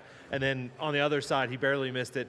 But, I mean, this is the same team as last year. They have one of the best O-lines in football. They only lost their left guard. They're going to run the ball with Jalen. They're going to run the ball with their backs. They're going to take deep shots to those studs on the outside. Eagles, I think, are going to be just fine. How do you feel about something that happened over there in San Francisco, and it involved college football?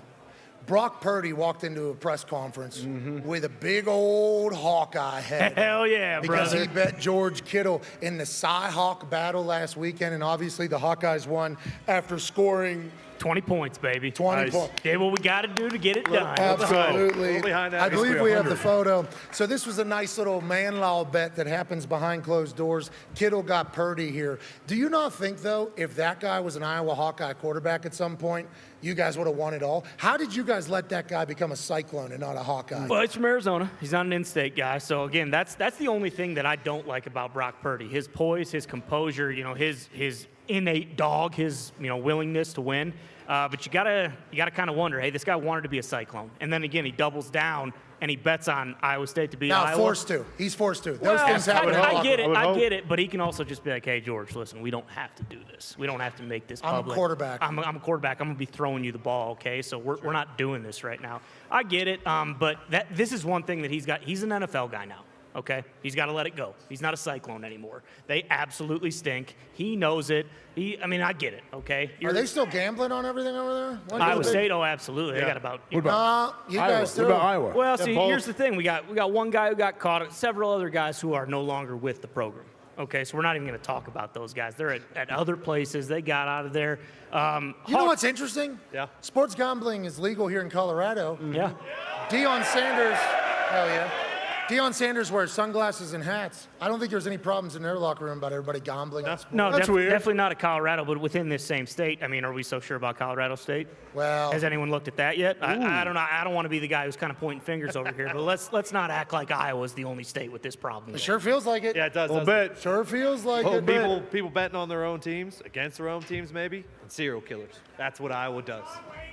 Jeez. Boom, boom. Yeah, you heard He's it from back Des there. Plaines, Illinois. You heard John it. Wayne Gacy. John Wayne Gacy is from Iowa. Lived in Iowa, not from Iowa. From Iowa, won Man of the Year in Iowa. This is on ESPN. It's the first time John Wayne Gacy's made his appearance on. He is from Iowa. It's about time. ESPN.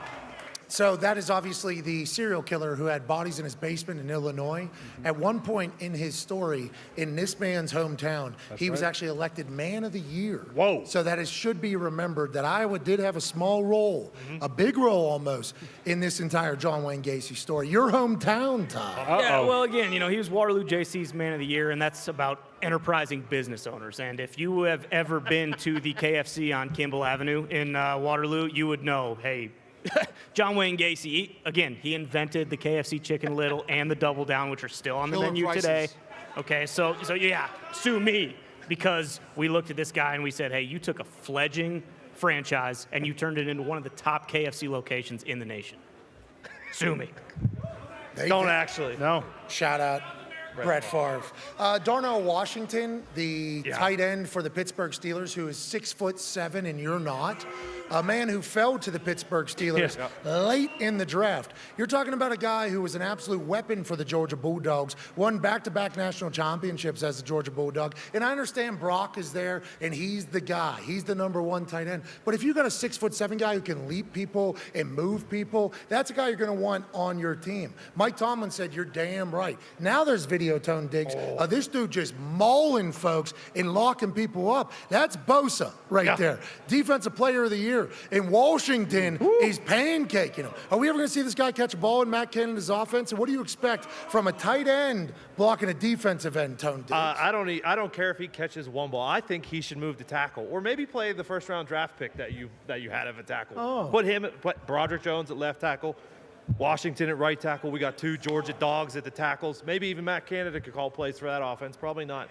But, he's awesome. He's a dog. I will love that man forever from what he did to Bosa in game 1. Because you guys said, Bosa 4 sacks. Doesn't matter that he missed training camp. No, dog got him. Yeah, well, let's talk about Matt Canada's offense, AJ. Boy. The Pittsburgh Steelers have the worst offense in the history of football. Yeah. Kind of like Iowa of the NFL. Much like Iowa. It does look like an Iowa football team Similar in colors. the NFL. Mike Tomlin, though, loyal to a fault. Okay, Matt Canada is like his guy, seemingly, although he's coached in a lot of different places and has not been good in a lot of different places. At what point does the coach have to cut loyalty for the good of the team? AJ? That's a great question, because loyalty, yes, you have loyalty to your players, to your coaches and everything, but also ultimately to your team, right? And the whole program, the organization. So you have loyalty to do whatever is best for that football team. And I don't know what that means as far as Matt Canada's future there. I don't think doing anything in the middle of the regular season helps him, do you? Man, it keeps going this way. I mean, we just get some more input from some other coaches I on don't like staff. calling for people's jobs. No. But if Ben Roethlisberger, hey, Ben, we know you're doing a footballing podcast, and we think it's amazing. Great show. I think it's a great show. Your basement looks awesome. Yeah. The beers that you have down there with the boys, what a moment. Delicious. You had an incredible career, won multiple Super Bowls, do what you got to do. But why not go put the headset on for the rest of the year, make some content out of it, and allow Matt Canada to watch how an NFL offense performs? I don't think that's too much to ask for. I think that's very reasonable. Ben lives in the city. Yes, exactly. You don't have to go to practice. Zoom your way in there. I've heard there's GMs for 2 months taking off around training camp, zooming into practice and everything like that. Have Ben do the same thing and show up on Sundays guns blazing. Yeah, hop on his motorcycle and just head into the city. whoa, But I mean, whoa. What? Didn't ride that anymore. What is your problem? I'm just saying, if he wants to take his Ducati motorcycle or his lowrider Harley Davidson, he should be able to do that. It was Hayabusa. It was not ayahuasca. He's not ayahuasca. Ayahuasca Busa. It was a Hayabusa. Ladies and gentlemen, the Steelers conversation has ended at the perfect time, because there is a crowd of about 30 people moving through the back end of the business field here. Wow. And in the middle of it is this black Samoan band who has become the most famous human on earth. Obviously, he's in the WWE as a superstar, but what he has done since then, since leaving the WWE, has immortalized him forever. Thank you for the white-haired man with the hat. Make sure he clears the way so we can't see The Rock at all. I assume that is The Rock's security guard.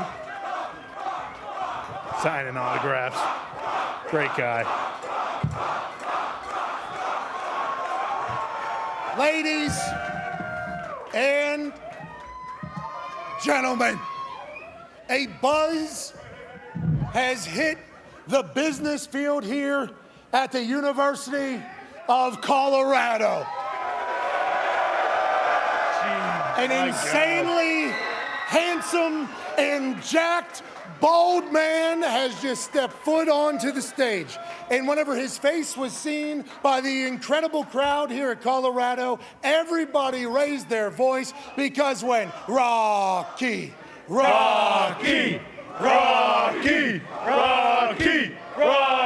shows up, you know it's about to be a party. Ladies and gentlemen, the GOAT, Dwayne "The Rock" Johnson.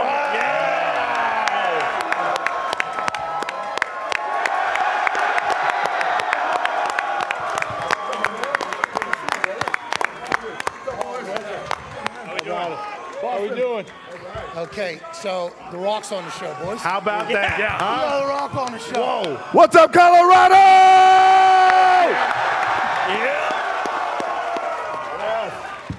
So I think right now, if you look around, there's thousands and thousands of people skipping class to come see your big ass. Listen, there is thousands and thousands of you skipping class. It doesn't matter if they go to class. All right, let's talk about this, and we appreciate you joining us. And obviously, when you talk about class, the classes that you went to were down the University of Miami. We've all followed your story. We all watch Young Rock. Thank you, thank you. It's a hell of a thing. Thank you, brother. College football. The classes I allegedly went to, but yes, go ahead. Had to for the show, too. You had a fake show up. But I feel like college football is still something that you're very near and dear to, even with your incredibly busy schedule. How about Boulder, Colorado being the epicenter of it all right now, and Deion changing the culture completely? And in this crowd is live. We love live crowds, and I love college football. You know, it's where in college, like for us, I know that, you know, is where you learn so much of your life lessons, especially for us down at University of Miami.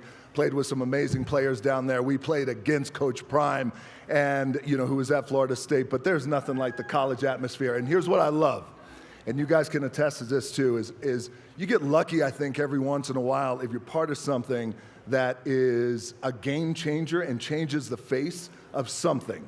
And in this case, Colorado, Coach Prime changing the face of college football is incredible. Hell yeah. There's going to be some Southern whites that are not going to be happy with what you just said. At all. Obviously, because Saban and Kirby Smart back-to-back national championships. But how quickly they've been able to turn this around means that the leadership at the top is the real deal. Now, I don't want to pivot away from Colorado. We will talk about them for the next couple hours, but let's go to you. You've been able to build so many brands now post-WWE. You talk about Terramona. You talk about Oost Juice, Zoa Energy. You talk about some French toast, I believe you're selling. Everything you seem to touch has great success. What is it about building brands that you love, and why do you think it's something that you've been good at?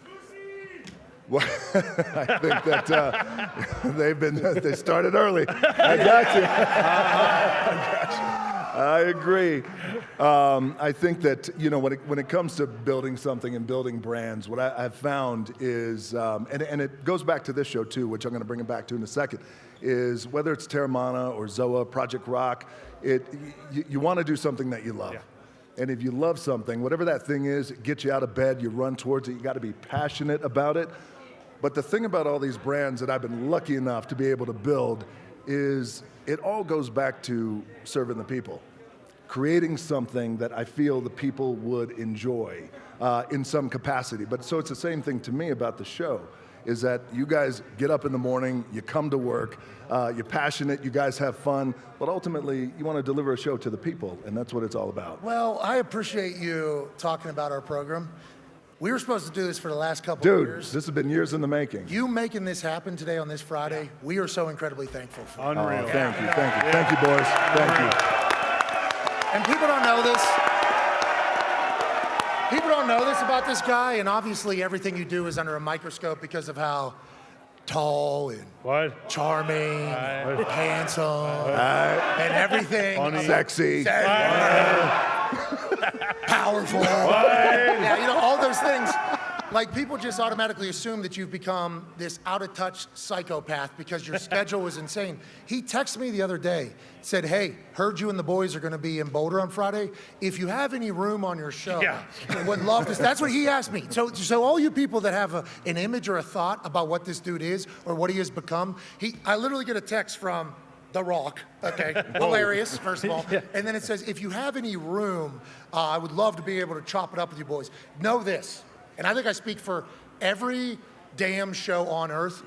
You have time. Anytime you want to come on. Anytime you want to join us, you are good. Thank you, boys. Thank you. I appreciate it. This has been years in the making, though, so thank you. You've been very kind to me, too. With my WWE run, anytime I reach out to you for some advice, you took time, you taught me a lot of things, you shared game with me, and I'm forever thankful for that. You need to know that. Oh, man, of course. I appreciate that. And as I've told you, you've done... first of all, making it to the NFL is a hard thing to do, right? Like this guy will tell you, man. Like I tried to do and it didn't happen. So the fact that you were able to do that, that's hard. The fact then that you transition into something that you love and you deliver this show for the people every single day, not only is it hard, but it's gratifying too, man. And you put your passion in this thing. So so when I text you, I'm not gonna assume, dude, like, I'm just gonna show up and put me on. So I said, hey, you got any room? Hey, start assuming that. Yeah, you should. Start assuming that, or I guess never do that, which leads me to my next conversation with you, because you've done something remarkable in your home state of Hawaii. You've put together this People's Fund that you put millions of dollars into, and then it was almost immediately scrutinized. Can you talk about the People's Fund that you put together, the magic behind it, and then also the response that has come alongside, I assume, everything that you do? Yeah, man.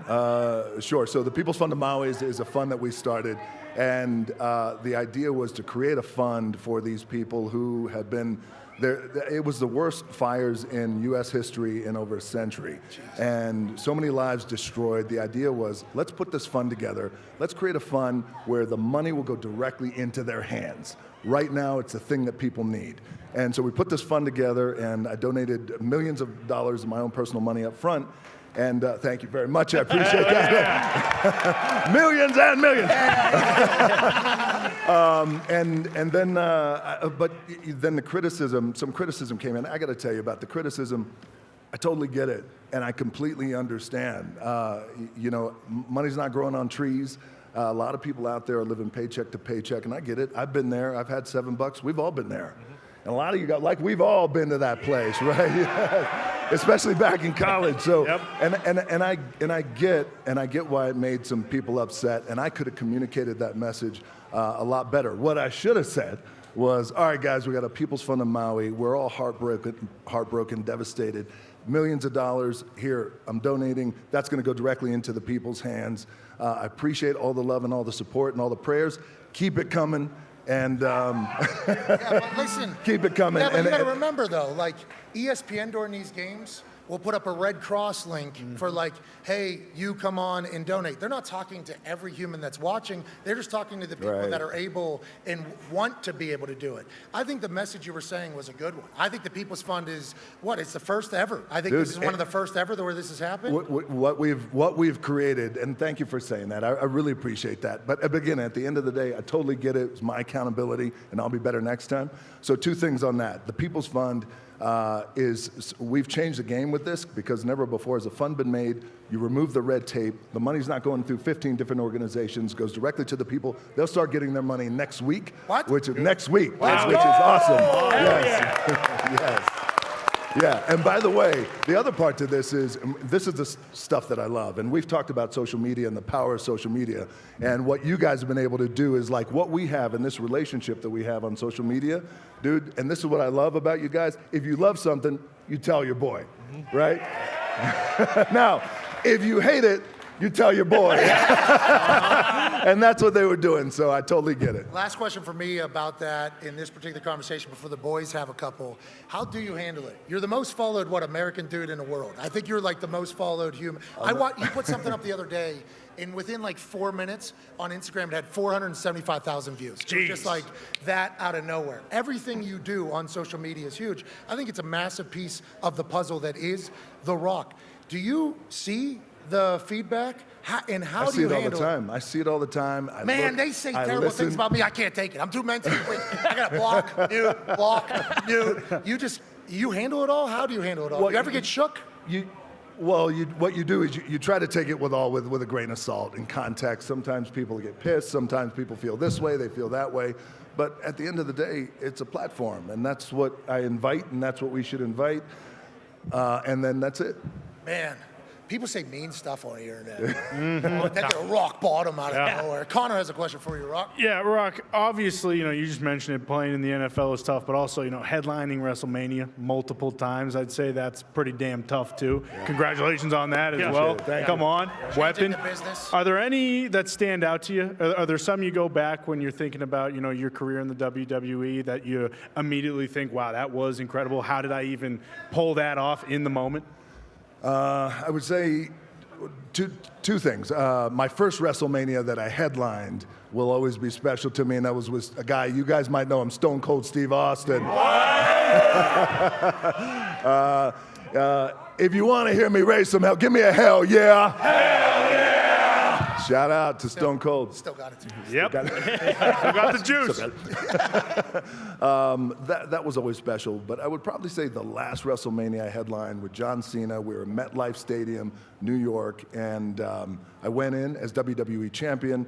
The whole idea of the match was, at the end of the match, I was going to crown him champion. We were going to crown him champion, pass the torch. He goes on as champion, and I walk off into the sunset. So about 10 minutes into this match, I take a rock bottom, which is my finisher. He gives me about 10 minutes into the match, and I go up extra high. I start to turn, and I over-rotate. He drives me down into the mat, and I feel this, and I don't know what it is. Ooh.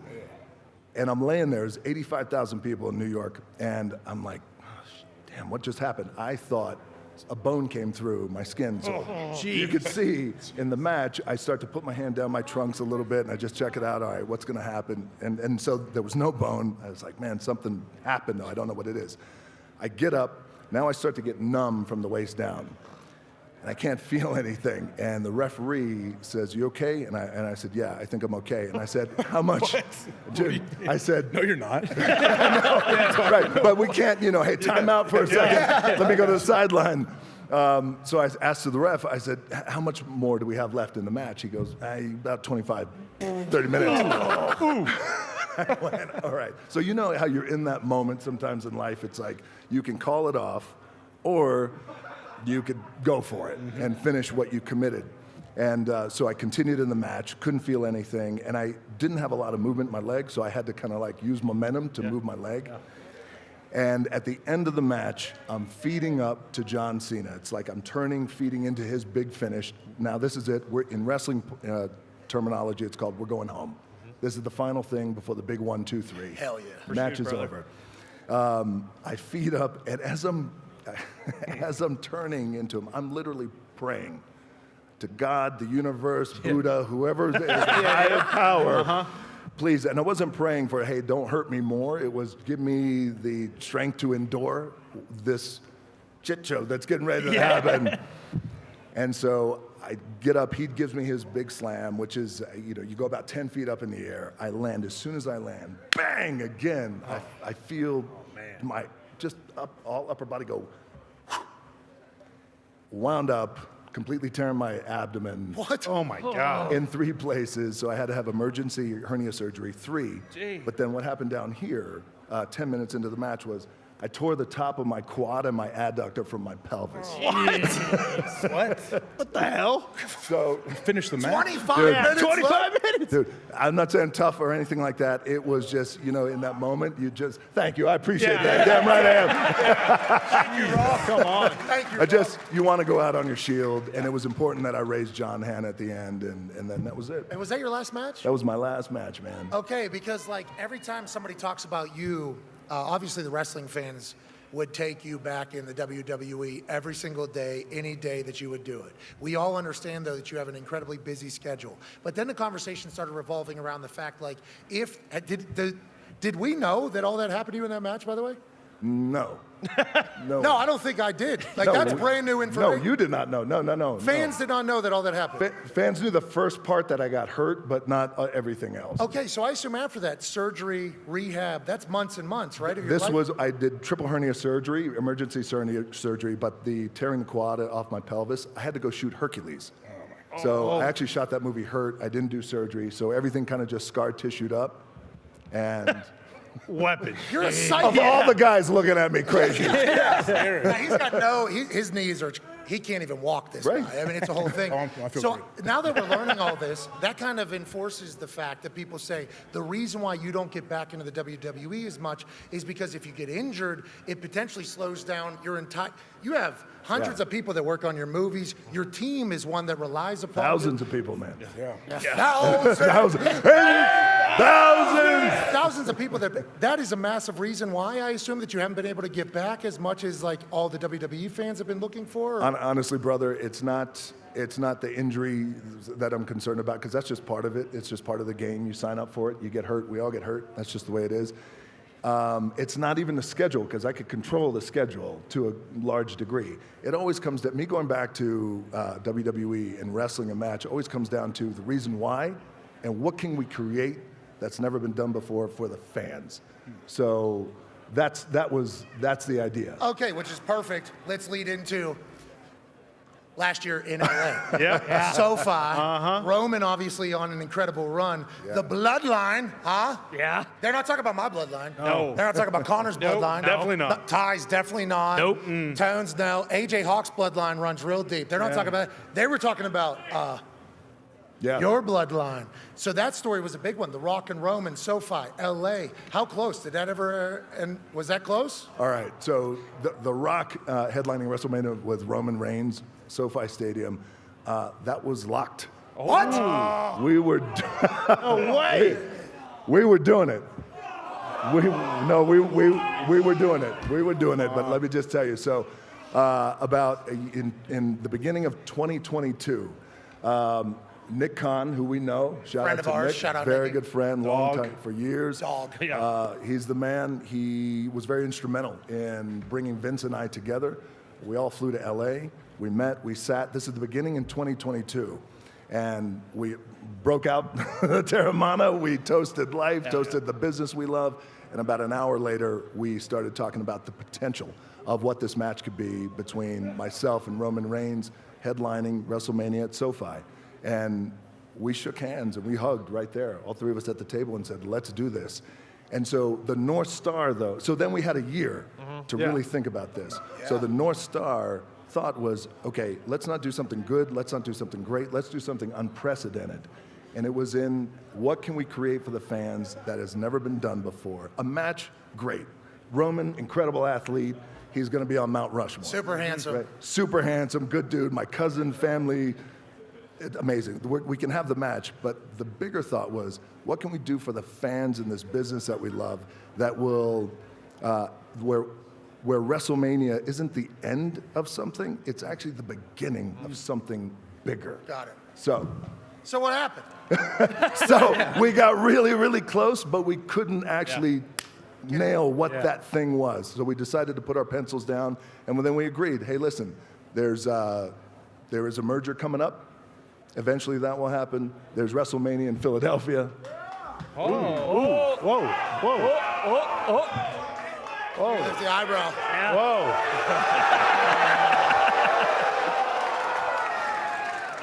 What are you saying? I'm saying that that's a potential too. So I'm open. But again, let's figure out what that is, because the fans deserve something just incredible and unprecedented. And not only that, but also want to deliver to the locker room and the boys and the girls back there who are working their asses off. What can we do to put them in a position where they're part of something that is a new change, an era in this world of pro wrestling? Again, Vince is a big picture thinker, as you know. Yes, sir. And this is why we've gotten along for years, just trying to think big picture. So, how do you feel about his mustache right now? Strong. How do you feel about You think strong? Oh, Strong? yeah. Strong? Strong. You ever Strong. think you'd see the day you sell the company? You've known him how long? How long you known Vince? I met Vince when I was 11 years old. Dude, I met Vince in Madison Square Garden. I was 11 years old. My old man was wrestling with Andre the Giant, Tony Atlas, wrestling my uncles, the Wild Samoans. Roman Reigns, dead. Yeah. So, the bloodline. We get it. Dude. We get it. We understand. And I first met Vince then. So we go way, way back. I never thought he would sell the company, but I'm not surprised, because he's always about big picture. He's always about growth. And think about where he's come from his first WrestleMania to now what the company was valued at. And this merger was really incredible. You talk about your $7 story. How about him? Trailer Park Trash, Vince McMahon. Yeah. Now worth, what, $6 billion or something like that. At least. Congratulations. At least. Yes. Congratulations. Come on. Hasn't made the right decision all the time. Has certainly done some things that people say, Matt, bad guy. He came on our show and he said, if I'm an asshole, I'm an asshole. That's what I asked him about people asking, but an incredible American dream success story, just like you. AJ has a question for you. Brother. Hey, I want to know what else is out there that you haven't jumped into. Obviously, you're a big picture guy. You're a big thinker. We know Terramana. I think there's some of that floating around here, this set as well. We're going to break open the Terramana. We're all doing a toast. Absolutely. But what's left out there? Is there any other, what realm of this world have you not tackled that you would want to? Oh, you're president. Yes. That would be, honestly, you should. I'll vote for you. I'll vote for you for sure. Ohio's a swing state, too. I live there. So, yeah, we'll get you. Thank you. That's it. Okay. Boom. Yep, there it is. I just want to continue to keep pushing along. And a lot of times when the thought is, what can we create? So here's the thing. I realized this. I got really lucky over the years. I put some good people around me. I had a lot of guys and women who are able to say, hey, you got some talent, and let's work hard. But you probably get garbage pitched to you all the time. I'm thinking, I can't imagine all the stuff people try to bring to you. Hey, look at this. Look how amazing this could be. I get pitched. Yeah, that's what I'm saying. And I'm, obviously. Everything's a great idea, and here, listen to this song, and I got a great script, and check this out. This is going to be the next great product. But I got really lucky along the way. You get lucky if you're sitting on top, if you work hard at whatever it is you do, and you get a chance to make it. You make it, which I've been very lucky to be able to say, hey, thank you. By the grace of God, I made it, but thank you. Yeah. But now, so when you get up here, and you guys, when you get out of college, you guys are going to see, you're all going to work your asses off, right? To get to where you need to go.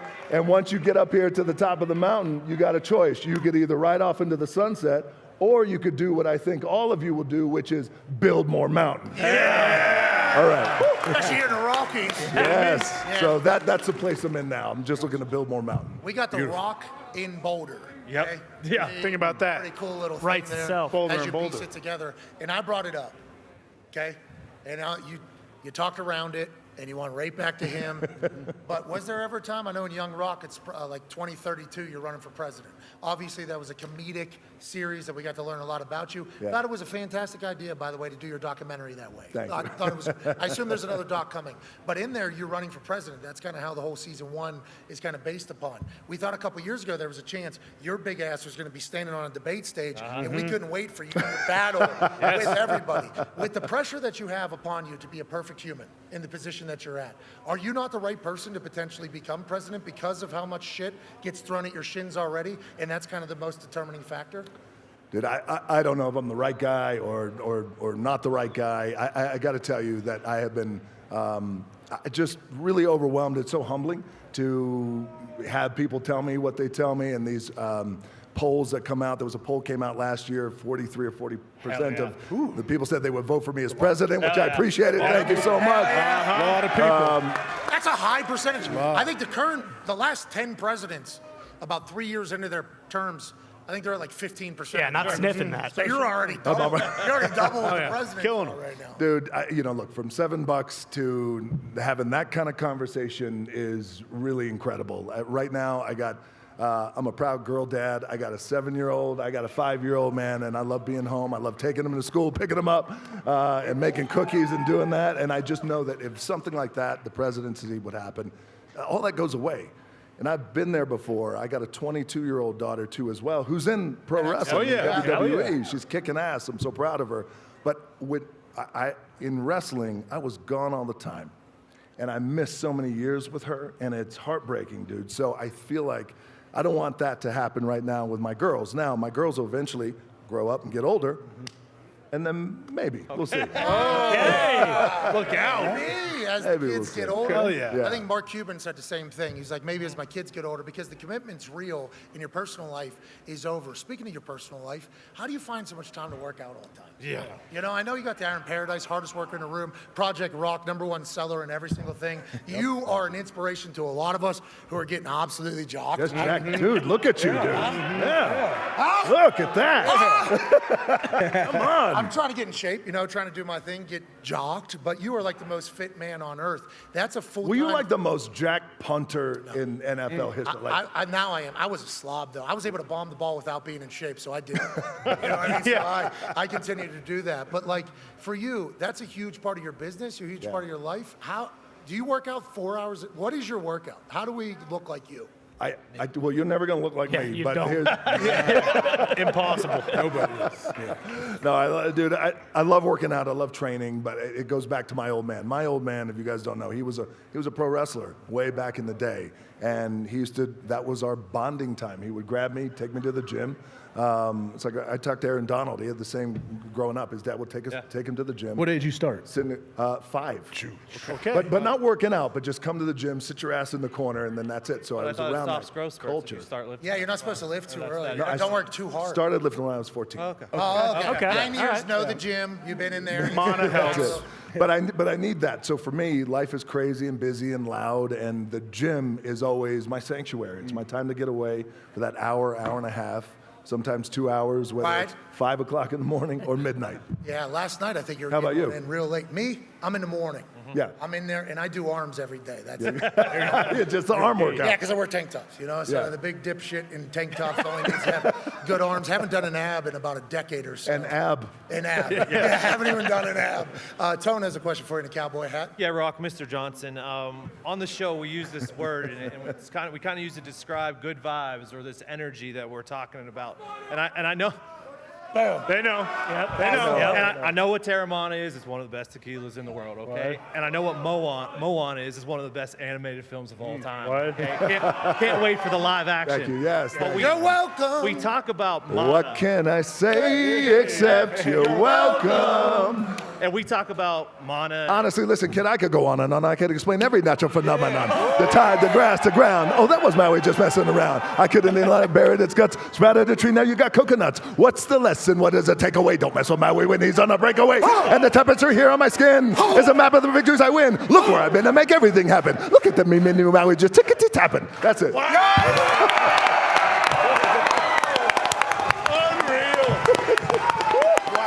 Still got it. But we talk about Mana on the show, but since you were here, I think it's no one better to tell us exactly what Mana is and how much you're carrying around at one single And time. are we allowed to say this as whites, not from Hawaii? Yes.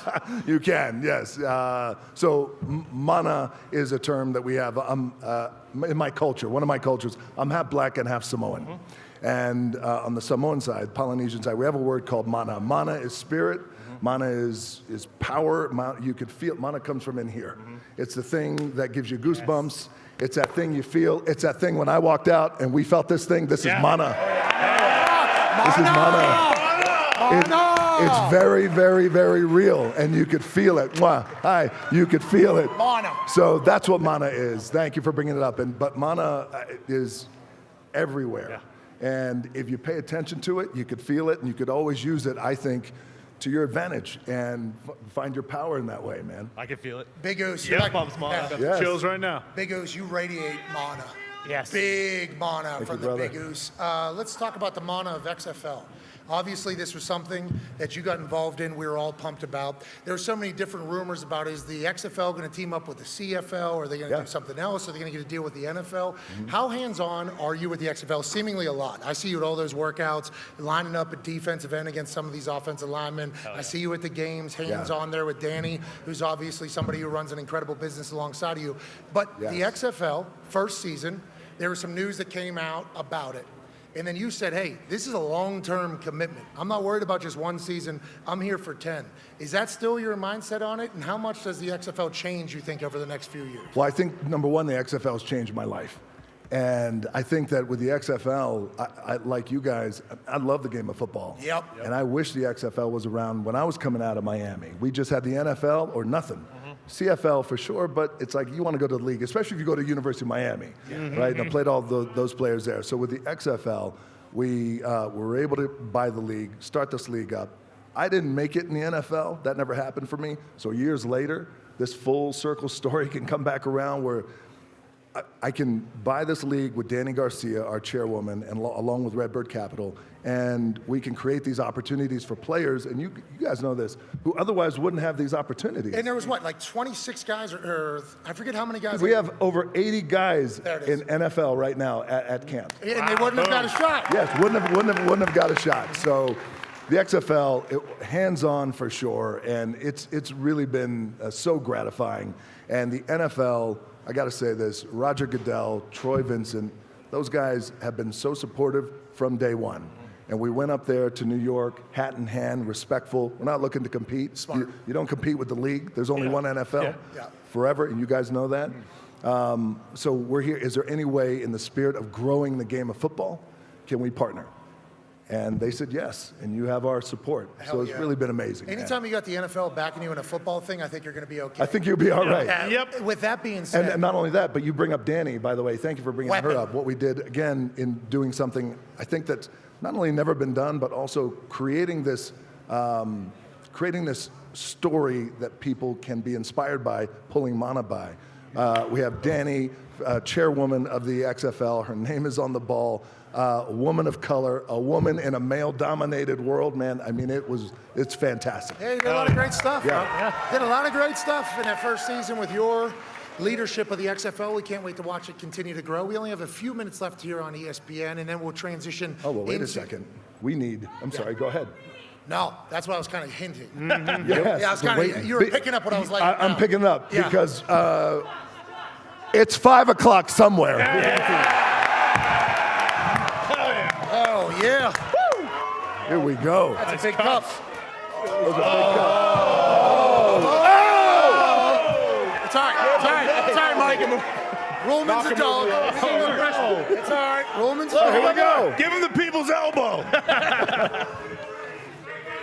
All right, boys. Here we go. Come on, brother. There you go. Hell yeah. So they want him to kill. God, he's a good guy. He works his ass off, and we need him tomorrow. We need him tomorrow. Speaking of tomorrow, yes, you're the guest picker on game day tomorrow. The guest picker on game day, brother. Dude, let me tell you something about that. So you're living the dream. You guys are living the dream. So I just saw Lee Corso, met him. Yep. I mean, I think it was the first time I met him, and he was like, "Can you believe how far you've come?" I was like, "Dude." Years ago, we used to all, how all the college boys, you stand around, you're sitting in the hotel room before the game watching game day. I said, I used to just watch and hope that you would say my name back when I was at Miami, man. And now look, here we are. So I can't wait. It's his 400th headgear this weekend. Wow. 400 of them. Still got his fastball. Yeah. Oh, yeah. Incredible. And you're going to be there. It's going to be awesome and electrifying. Hey, we're going to hear that pop there? Speaking of electrifying, here's the iconic sound. You guys know it. Oh, good times are on the horizon. This Feel Good Friday Nice heavy. in Boulder, Colorado. Thank you. Here, I'll pass it down. Hey, how many cases of this did you sell in the first year?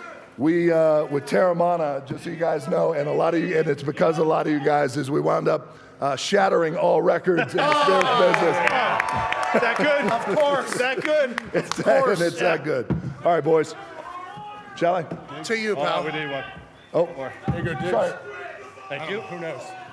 All right, listen, this special Terramana toast goes out to Passion. Congratulations on your show. Very proud of you, very proud of all you boys. And to all of you, love you guys. Thank you for the support. Keep kicking ass. Cheers.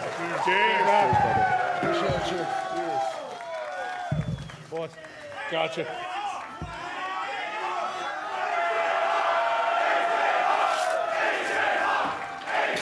That is smooth. Wow. It's all ice. I'll tell you what. That's good. That was delightful. So good.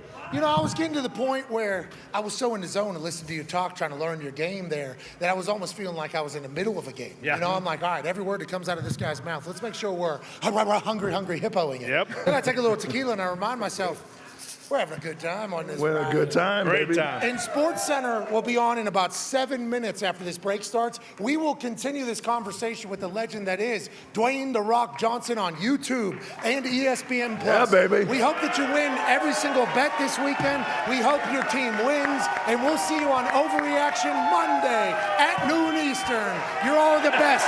Goodbye. Hey, I think we can go. Hey, we're off of ESPN. You guys fucking killed it out here.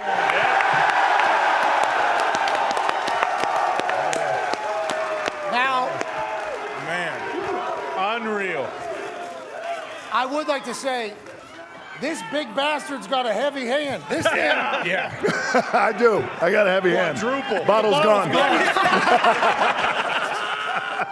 All right, let's start talking a little bit do more. it. Okay, so how did you? Rocky.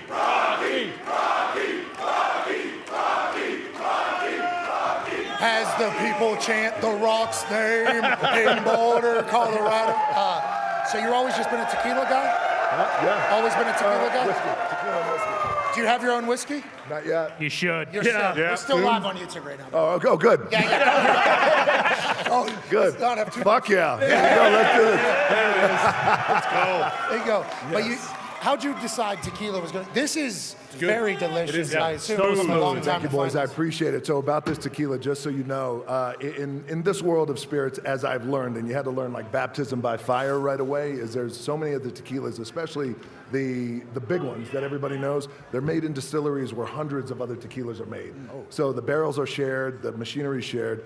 With Terramana, we thought, let's do it differently, let's do it the right way. Only Terramana is made in our distillery, so it's kind of got a pretty good distinct taste. Yeah. And I also wanted to make it, the cleanest, so there's not a lot of bullshit in it. It's completely clean. Big. Oh, there you go. We got to finish the bottle. Yeah, I we think. have to now. Thank you. Yeah, I was just gonna say, if you're offering, Yeah. sure, twist my arm. I guess I'll drink your tequila. Thank you, sir. So, Cheers to you, sir. the boys in the truck obviously incredibly pissed that they got done. Well, we'll take care of the boys. Okay, There okay, they are. yeah. We'll take care of the boys. Tequila's coming.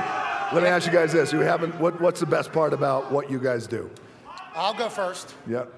Getting a chance to do something like completely different than how it's normally done has been hilarious and exhilarating. And waking up and working with your friends, completely different ball game than working with a bunch of other people. That's right. So I think those two things are really what we're And when you talk about doing things your way, Yeah. right? Because I know that's important to you. And this is why the vibe and the mana of this show is different.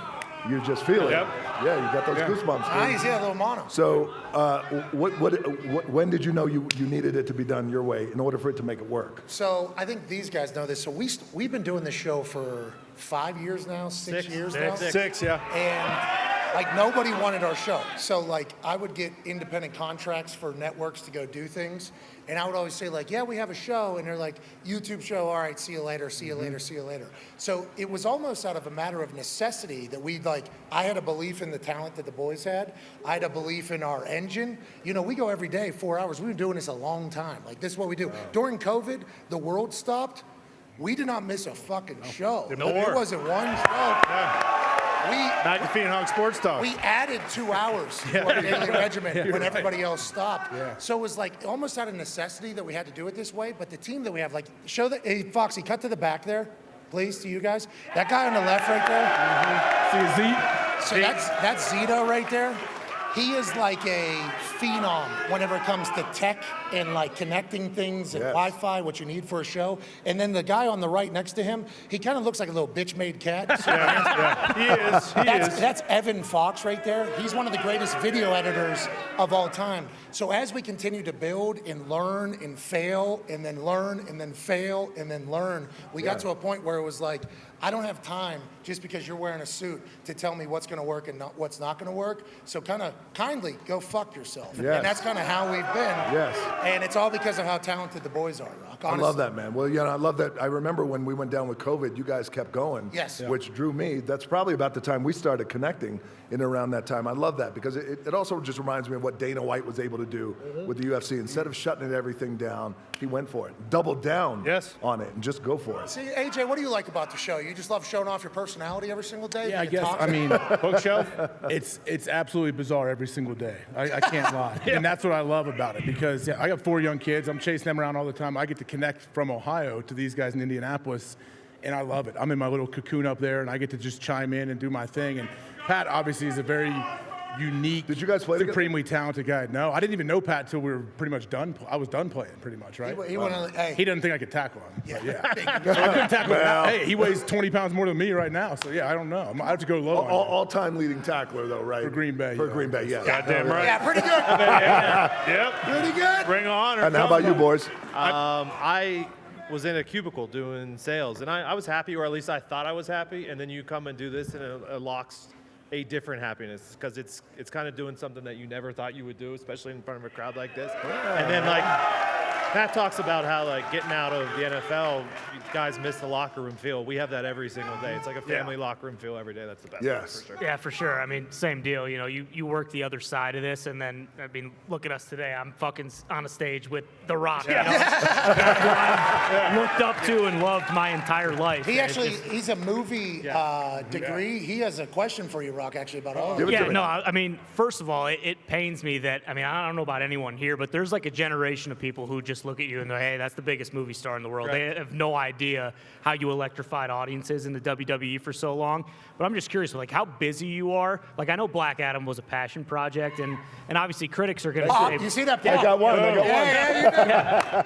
But that's real. Critics are going to say bullshit, and I think you get a bad rap, especially because, like, you're not making art house stuff. Like, you're trying to put asses in seats. You're trying to kind of appease the fans, but, like, you are the most in-demand actor in the world. Like, you have so many scripts coming to your desk. Like, how do you choose what movie you're going to be in? And I know we're in a strike right now, but is there anything in the pipeline that you're excited about? Well, I thank you for bringing that up. We are in a strike, so I can't actually say what I'm excited about. But what I could tell you is... Who tells you that? Why? Literally, who Why tells can't you you that? talk How's that about work? it? How's Can't that even work? talk? We don't know this world anymore. No, no. You can't talk about it. You can't talk about projects you're working on because it's considered promoting it, and it's connected it's connected then to the studios that are being struck. Okay. So, All right, so don't say anything. We hate them. We hate the studios because they're basically locking us out. They're stealing money. You guys are striking, so we can't promote our stuff because then it's promoting the studio who's not giving us what we want. Yes. Not giving the writers and actors. Correct. So right now, the most important thing is you got to be in solidarity with the SAG, with our actors, and with our writers right now. But what I can tell you, though, is in terms of getting scripts thrown my way, number one, am I going to love it? Am I just going to love it? Am I going to love waking up in the morning and running to that, whatever it is? And not only that, but do I think the people are going to love it? And that's what it comes down to. Am I going to love it? Are the people going to love it? And how do you know though? How do you know? Yeah. How can you Is that read a good script read? and say, hey, this is a good script? How long does it take to figure that out? First page, last page with your name on both of them. Well, yeah, it's like not me. Yeah, there it is. Okay. Michael Caine. Take shirt off. Yeah, that's it. Yeah. Kicks ass. Yeah. Flies a helicopter. Flies a helicopter. Yeah. Stops a missile on ice. Stops a missile. Tells them, redirects. go fuck yourself. That's me. Yeah, I love it. I like this movie. I like this. I'll do it. You just start to get a sense. Well, it's like when you read something or you do something or whatever it is, you're like, oh, I like this. I feel like I'm going to like it. In terms of people, that's where I feel like That's the key. You got to have your finger on the pulse. I like to think I got my finger on the pulse of what people like and what they may dig. How do you And stay also, relatable? How do you do it? It's got to be impossible. We watch you walk over here. Yeah. Okay, we watch you walk over here. There was a team of people around you, obviously, and then there was a flock of just students that saw you were there. And I assume that's everywhere in public. We follow you on social. You ride by a bus, roll down your window in a truck, and every human goes bananas. Holy shit! How do you remain a human? Honestly, how do you remain relatable with a pulse on things in the world that you're in right now? I appreciate it. I think a few things. I try to. All the tough stuff that's happened in the past, I try to keep it in the forefront of my mind. Back when I was in college too as well, I keep that in the forefront of my mind too. And but also what I try to do is just try to keep things into perspective. It could all go away like that. Yep. I'm lucky, I'm grateful. I got a lot of good people around me, and I always try, and I always say this, I'm pretty good at having a thought and maybe a vision and saying, hey, there's our North Star. That's what we need to do. I don't know how the fuck we're going to get there, but let me bring in people who are a lot smarter than I am to help us get over there. So I do a pretty good job at that. And then also try to keep things simple at home. And you guys are thinking this is crazy, but around every corner, it's like the gym is so important. And you got to work it out, but just get away from everything. It's like the quiet time. That's your meditation, It's right? a meditation, for sure. And also little things like I don't get driven anywhere, like even here. I heard had that's awesome. Yeah. Awesome. I have my truck waiting for me, not my truck, but a truck that I could drive. I don't want to get driven anywhere. I don't like chauffeurs. I don't like, and again, it keeps me in my way just a little grounded. Like I could drive myself everywhere and not telling some guy, hey, take me here or take me there. Nah. Yeah, we heard that this morning when we landed. That was powerful. We're like, yeah, because I love to drive too. I've kicked the Uber drivers out of the driver's seat. Said, hey, I would like to drive this thing. I enjoy it. So they said, whenever they picked us up, they said, we got to drive a car over here for The Rock to drive here in a second. I'm like, hold on, I think, what'd you just say? They're like, yeah, The Rock actually, his team was like, just needs a car, he'll drive it, don't need anything else, he'll have a couple people with him. He will lead the security detail to the place. And I was like, I didn't even know that was possible. he did do that. And I am not The Rock, but that is something I'm gonna start saying like, yeah, I am sick of people. Because when they open your door, you feel so bad. Like, I could open my own door, dude. Like, they're trying to be courteous, it's their job. But also like, the day I stop opening my own door is the day I become big old bitch. And I don't want to do that. Like that's like a real problem I have, a dilemma. This kind of stuff happens, and especially in the world of when if you get lucky enough to make it, where people open your doors and they do all this shit for you. And if I like you, I needed to cut all that out of my life. I'll open my own door. I'll drive myself everywhere. I got it. I'll eat out of my tin. I'll drink out of this. Give me this. So you got to do that. Well, we appreciate you, man. You're going to do great on game day tomorrow. It's going to be an honor to share this set with you once again. I can't wait. And I think I can't wait. Ladies and gentlemen, as we allow Dwayne "The Rock" Johnson to go back to his life of doing something other than stupid conversations, this one's to you being an inspiration. Obviously, if you hear me talk, especially here in Boulder, Colorado, with the beautiful Buffalo fans at the footsteps of the Flatiron Mountain, a part of the Rockies, you can hear me talk. I could hear it. I could hear me. Yes. And I know that you've been able to hear you throughout a lot of the way that I talk. So I would like to do this in front of the camera, the same thing that I've done on text messages and other things. Thank you for inspiring an entire generation with the way you operated. Wow. Thank you for helping make me me. This one's to you. Thank you, Thanks for getting me boozed up. Appreciate you, man. Hell yeah. Thank you, boys. Cheers. Thank you. Cheers. All right, Rock. Well, I'll tell you this really quick before I get out of here. Two things. Number one, I told him last night, he texted me, he's like, I can't thank you enough for coming on the show. You have no idea what it means. I said, well, hold on, let me tell you something. I left him a voice note. I said, I'm running to this show tomorrow. And I said, I'll tell you why. We got the fans here in Boulder. That's number one. Hell yeah. True story. I told him this last night. I said, I'm running here tomorrow. I got on a flight, woke up at 4 a.m., got on a flight and drove here. Because we got the fans, but also we got this thing. And this thing, you guys do it every day, 4 hours every day, you're kicking ass. But this thing, I don't get this thing. Like in my world, when I sit down and we're talking about movies and all this other shit, it's never this. It's never this, back with the boys, and you. So I appreciate it, and this one's to you. Thank you, boys. See you, pal. Cheers. Thank you. Cheers. All right, we're going to take a 5-minute break here, and on the other side. Oh, hold on, one more. If you smell what The Rock is cooking. See you in 5 with Aaron Rodgers. See you. That was awesome. Jesus.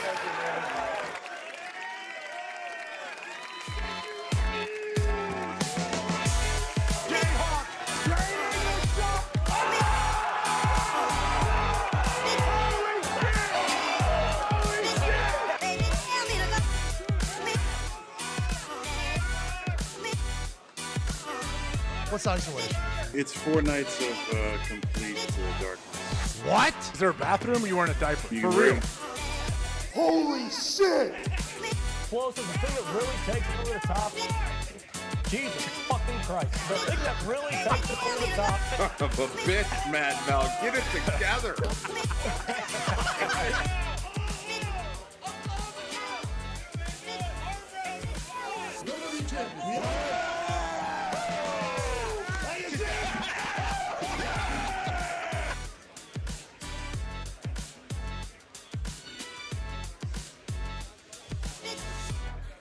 Oh, yeah, fucking right we did. Oh, I just said right there. There's the first one. Yeah, that's right.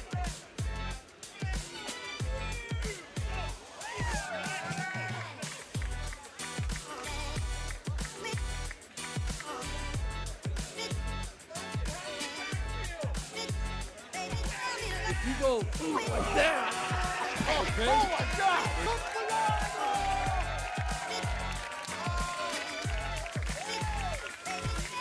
Boom, right there. His foot's on the fucking line. Boom. That's his foot on the line. He's living out in L.A. He drives a sports car just to prove. I pooped my pants on Monday, actually, a week ago today. Right. Yeah.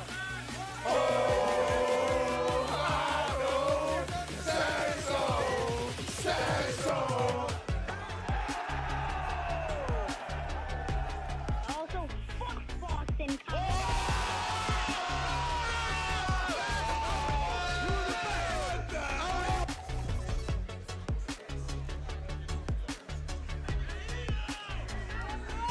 You gotta have a working foot. Can't tell which side is which. It's crazy. It's a dead ringer.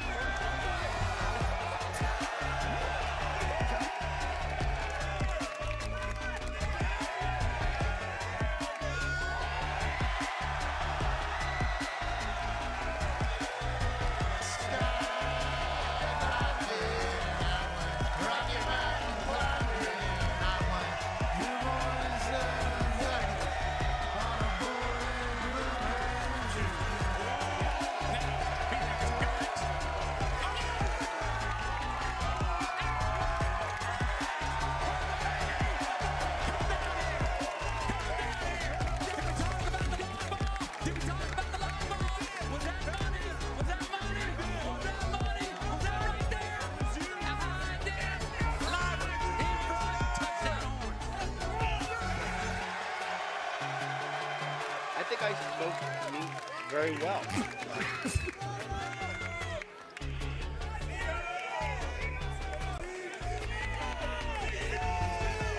Ask Schefter what I texted him and somehow got my number.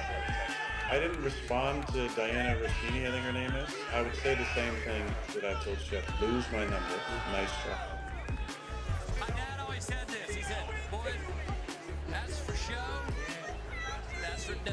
He said that one makes the girls scream, but that one puts food on the table. That's the work muscle.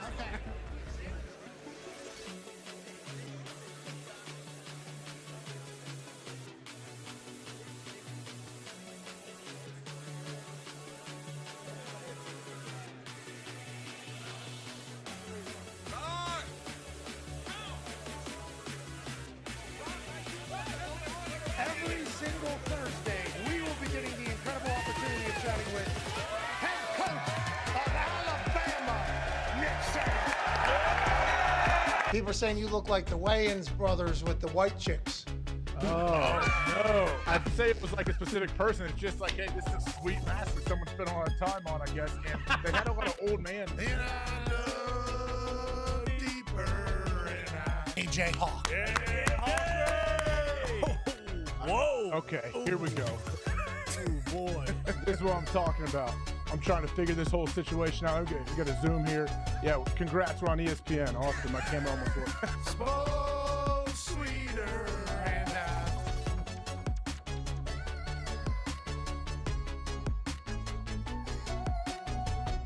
yeah, forgiveness, I've been denied. That's Live Like You Were Dying. That's that song. Good song. That's how he wrote it, probably. And thank you for having our back. I watch everything. Thank you for having our back. You know, sue me. Don't actually. Shout out Brett Favre. I'm buying in to Deion Sanders. You know, I bought into the hype. I bought into the 80-plus people that he's brought in. I bought into the mindset. And they could potentially lose by 50, and I could never do this again. So give me Deion Sanders in the Buffaloes. Shocking the world today is 20-some point dogs.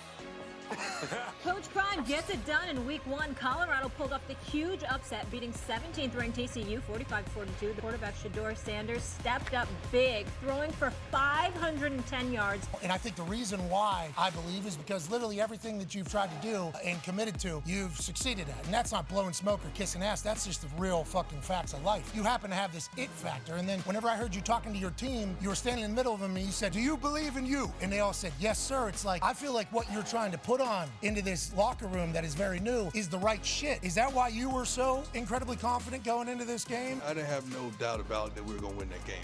I never second guessed, never doubted, never said, hey, we could do it. And I knew if the ball is in Shador's hand at the end, we're going to win. Do you believe in that? Huh? Who said I didn't believe before? No. I read through that bull junk you wrote down. I read through that. I sifted through What did I write? Yeah. What did I write? Oh, no. I mean, that's my son. I've been with him since he was a baby. I knew what time it was. The reason he was so intense and just so relaxed and ready, not only did he study, but when we went to a camp of a certain school, and this certain coordinator we just played against, he's an offensive coordinator. He was at that school, and we went to this school of camp, and he didn't pay him no attention. I don't even think he barely spoke to him. He just pushed him off to the side, and I went and told somebody, I said, hey, man, that ain't the way to treat him, man. That's not right. That's not right. And he remembered that. But man, we worked our butts off. Everybody else does as well. But the preparation and the passion and the intensity that we have, and then you throw in the doubt factor of other people that's something I could tug on with my kids, I could tug on with my team, I could tug on with my coaches. Like, they don't believe us. They think it's a game. They think it's a joke. As long as you could give me a thread that I could pull on that heart, oh, my guy's ready to hunt. This kid here loves the game. Last week I told Travis, look, you're not going to practice until Friday because, you know, you got a little hamstring or whatever. So just chill. I look out there on the field. He's going both ways on Thursday. I say, Travis, did I tell you not to work today? That kid right there is a darn Rottweiler, man. He don't play. He texts me at 6 o'clock in the morning on Saturday. Let's go, baby. Let's go do this. That's the text I got from Travis at 6 o'clock in the morning. Let's go do this, baby. This is one of my favorite books next to the Bible. Remember this? Everybody remember this? Oh, yes. The Little Engine That Could. You know what he said? I think I can. I would be a fool to ever don't think I can. And I think we can. I really do. As closer we get up that hill, we're going to say, I know we can. I know we can. I know we can. That's what I heard on the sideline. It wasn't just I believe. They really felt that, and they really believed before we took the field. Hey, Why? let's go. This show stinks, and the fact that you listen, we are very, very thankful for. The all-time leading tackler for the Green Bay Packers, you pig! Damn it! Be a friend, tell a friend something nice could change their life. Sport!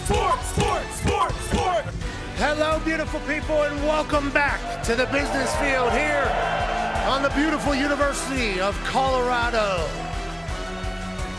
Hour 3 starts right now. Football is happening this weekend, and Boulder is the epicenter of the college football universe as Colorado will take on Colorado State in the Rocky Mountain Showdown. Obviously, that has been added a little bit of spice with the coach of Colorado State saying that Deion Sanders didn't learn right, doesn't act right, and how his mom taught him is much better than what Deion taught him. Score, spread right now. We all assume that the Buffs are going to do what the Buffs have done the last 2 weeks and absolutely dominate. But that does not mean that the electricity on this campus is any lower. The Rock just walked through this field, and literally it felt like the entire university was chasing him. That was an honor to get a chance to chat with him for the last hours. Unbelievable. Truly unbelievable. I mean, you have expectations going into something like that, and you know, obviously the Rock exceeds those expectations. He poured so much tequila in my cup. Heavy pour. I had a couple heavy pours in mine. It was actually very good. AJ I'm not thought even. you guys were doing a shot. He just chugged it. No, I all. thought it was a shot. I did chug the first one, did too. too. You Yeah. did? It was a little bit heavy. How? Mine was like 8 ounces with the ice. How? I'm halfway up. Because this I'm drinking with the Rock. It's the Rock. I would drink the whole bottle for Fine. him. All right. Well, let's get this out of the way so we can do yeah. professional journalism. Cheers to you guys. Cheers, Cheers to you guys. I got a good amount. Cheers to the man that's about to join us who's watching right now. Here's to you, pal. Probably not great for recovery, but it is delicious. Very smooth. There you go, boys. That is smooth tequila. That is smooth tequila, but that was Chill. half a cup of tequila. That's a little bit too much. We've got a long day ahead of us. Anyways, joining us now is a man who obviously is a 4-time NFL MVP. Joining us now is a man who's the most talented football thrower in the history of football. What? Joining us now is a man who let us all in on a little piece of information that he goes down to the jungle and does ayahuasca and finds himself every once in a while. What? Joining us now is a man who was the storyline of the offseason as he found a new home after already cementing a Hall of Fame legacy in Green Bay. Ladies and gentlemen, for the first time since his Achilles surgery, our GOAT, Aaron Rodgers. How are you, buddy?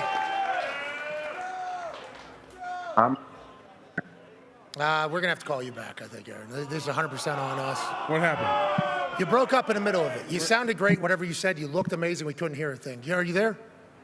Yeah, you can't hear me? Just cutting it. Is the phone? Can you turn the phone sideways? Is it a phone? There it is, yeah. Bingo. Boom. Now, can you hear me? There it is. There it is. All right. Hey, it feels I like... used to sideways, though. Why are we doing the sideways? Well, I think it's because the speaker's on the one, you see, so the speaker's on the bottom, so whenever you talk into it, it echoes back into the speaker, and then it cuts you off. What we need to do is hear you. You look incredible, you sound amazing, but you're in a situation right now that I don't think you've experienced much of before. How's the mindset, pal? Just a couple days removed from the Achilles surgery, and obviously less than a week removed from the situation that happened on Monday night. Yeah, I mean, Monday was an amazing day to start. Amazing night run on the field with the flag, the electric. And then it turned into one of the toughest 24-hour stretches I've had in my life, for sure. A lot of sadness, a lot of tears, a lot of dark frustration and anger, all the gamut of emotions. But then the sun rose the next day, and I found myself in LA and had surgery on Wednesday, and since then I've been feeling better. Okay, so while you're in New York the day after, you're experiencing all these emotions and you're kind of coming back to it. I want to let you know we all felt the same shit, dude. I want to let you know that. I know that we are somebody that is, you know, incredibly blessed with the opportunity to talk with you every single week for 4 straight seasons at this point, and we've obviously grown closer to you than most shows have. But whenever we see it go down like that, it wasn't just us. It was the entire football world that was like, hey, that's not how that's supposed to go. With the Jets storyline, with that team, with everything you brought to a team that is yearning for dubs, for it to be 4 games long or 4 plays long, heartbreaking for everybody. Now, everybody then immediately goes to the next conversation. What's next for Aaron Rodgers? He's 39 years old. He's an old man. Gonna have to do Achilles surgery, which is what, an 8 to 12 month rehab process? At what point did you have to start thinking about what is next for Aaron Rodgers while you're dealing with all the emotions of that's not supposed to happen on the 4th play? Well, first I'd like to say a big thanks to everybody that reached out. I mean, I heard from people all over the country, from my past, current, obviously, teammates, former teammates, people I've never met before.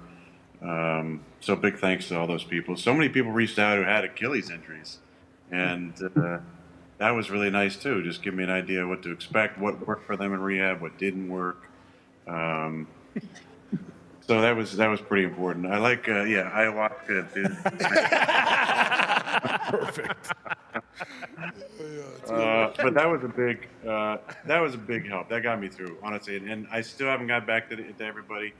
The number of people that reached out was astronomical, and I mean that got me. I think I shed just as many tears about the support, honestly, and the nice messages, than just the sadness of what happened. So big thanks to everybody. Yeah, you're loved, man. You need to know that because there's a lot of stuff that is.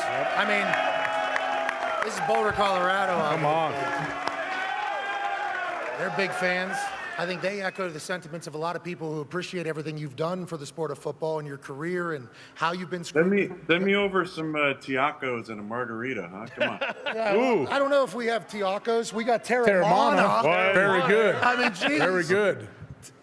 Tiacos? Is that a way to say tacos? Yeah, right there on the main. What's the main street? Oh, he knows. Pearl Street. Oh, he knows. Pearl Street. Yeah, it's on Pearl. Hey, this place is a place you would enjoy, I think. We've been. I love Boulder. I get out there a few times a year. I love. These people have been awesome. Obviously, they echo the sentiments of a lot of people around the football universe about their appreciation for you. And watching on Monday night and seeing it happen was certainly something that none of us could have expected. So now, we are all asked. I'm asked because I get a chance to talk to you every single Tuesday throughout the last football season. AJ Hawk is asked, obviously, because his toxicness has been around you for a very long time. And we're being asked, what do you think's next for Aaron? Immediately upon it happening, what's next for Aaron? Everybody that is around you thinks the same exact thing. They say too competitive of a human being. The storyline in New York for the Jets was too beautiful. You had too much invested for 4 plays to be the end of the road here. We all say that there's no way that you would go out like that. Now, I know we're just a couple days removed and you're in the middle of recovery. You got some sweet curtains wherever the hell you are right now. I assume you're laid up. Have you thought about that, obviously? And how much has that taken up your mental capacity over the last few days? Of course. I mean, I think a lot of that was that night as I'm in the locker room. Before even an MRI, I knew what happened. I knew I'd torn my Achilles, and I had popped my calf, a few times, especially the soleus, and this was not that sensation. So I knew right away this was not a good situation. So, and I've known about. This rehab. I've had friends who've done it, and fellow competitors that I know who've done it, come back from it. But I think what I'd like to say is, give me the doubts. Yes. Give me the doubts. Give me the timetables. Give me all the things that you think can, should, or will happen. Because all I need is that one little extra % of inspiration. That's all I need. So give me your timetable, give me your doubts, give me your prognostications, and then watch what I do. Hell yeah. Let's go. There's a bunch of New York Jets fans, more specifically Mike Greenberg, that went 6 to midnight right there. Yep. Hearing you say that. But I would like to tell you, just as somebody, you're too old, aren't you?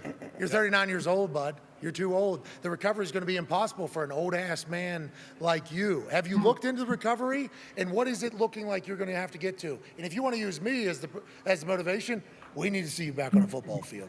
That's how we honestly need to see. What is the recovery time? What are you being told right now, and what are the next steps? Well, first of all, I knew that Kobe had done his Achilles, so I looked into right away. I mean, literally on the table Monday night, I thought about Kobe, and so I looked into. I'd seen Muse, but I'd forgotten that he'd gotten surgery the next day. I'd have a friendship going back many years with Dr. Neil Elatrash. Neil worked on my collarbone back in 2017, so I'd already texted him from the locker room, and then was just wondering how quickly we could get this done. I didn't realize Kobe had gotten, like I said, the next day. He did it. He called I think, Neil, that night. They were in the next day. I obviously had to work out some flight logistics to get out to the West Coast, but I didn't want to waste any time. Every day that we wasted was a day, longer for me not to be doing what I want to do. But there's a lot of different ideas about the overall length of the rehab. I think what I'd like to say is just because somebody hasn't ever done it a certain way doesn't mean it's not possible. So I have definitely some odds stacked against me based on age. But I like it. Stack all the odds up against me and see what happens.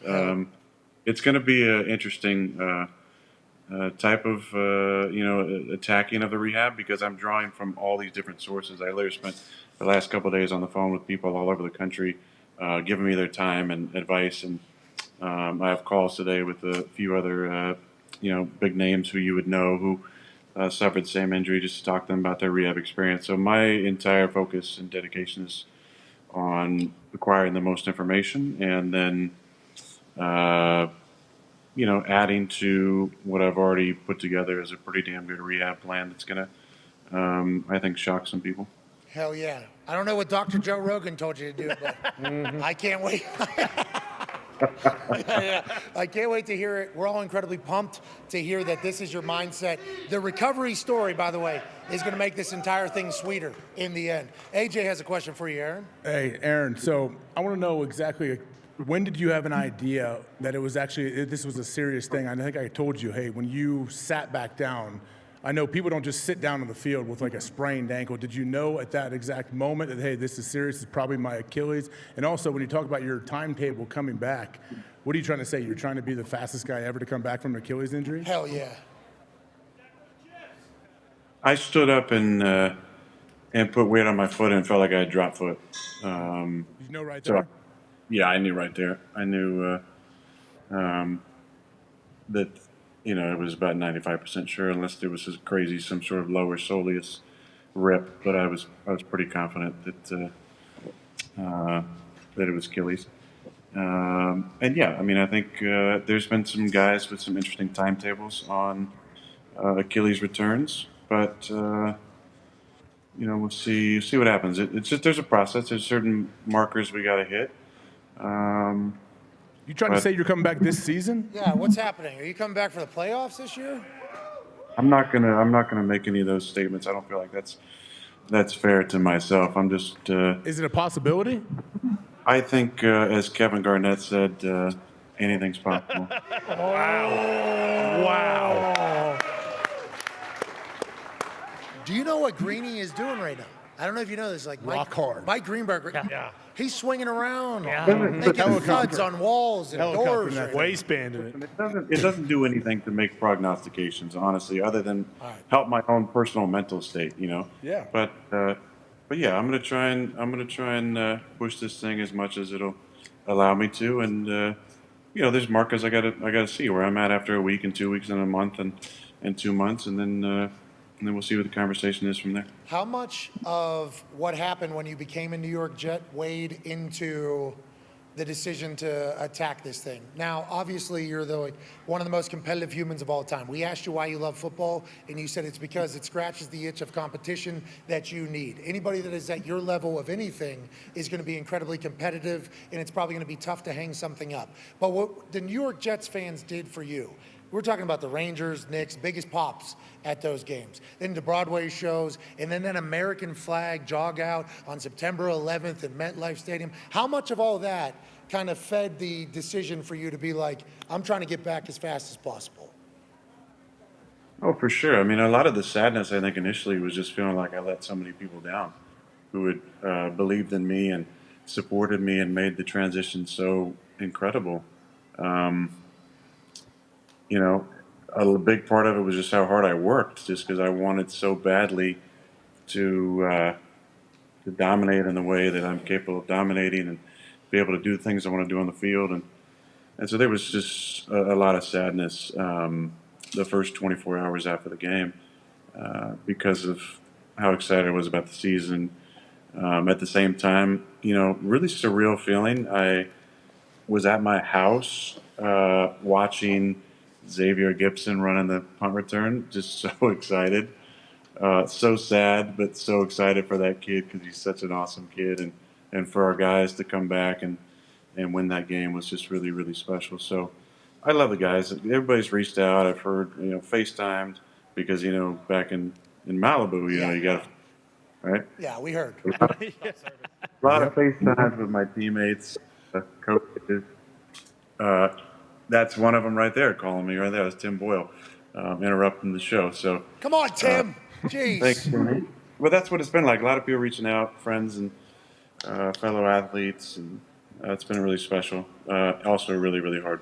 Hell yeah, but hey, once again, I don't want to keep reiterating this, but this is going to make the story even sweeter, brother. We all know that. There's always, and I don't know what I believe in.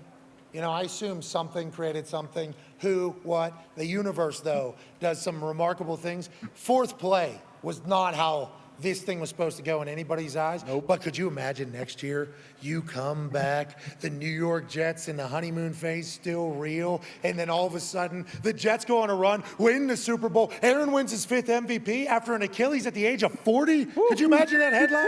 I assume you have.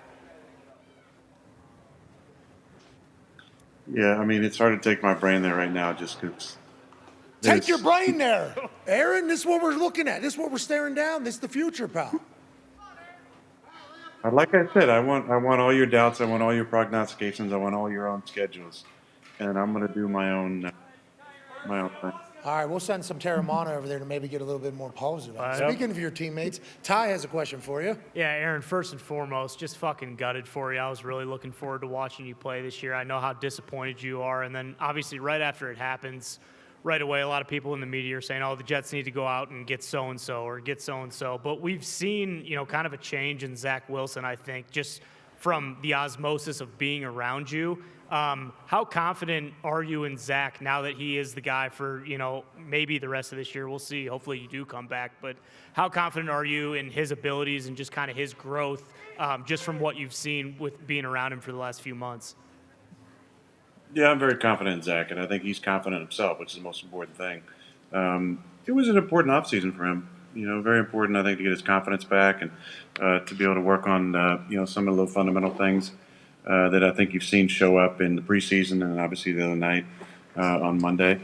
But, I was hoping he could have, a couple of years to sit back and have the pressure on him and relax. But that's how this life goes sometimes, throws you some curveballs. Neither of us thought that that's what was going to happen, obviously, on Monday. Yeah. We, hugged each other before the game, said, I love you, and said, he just said, can't wait to watch you play out there.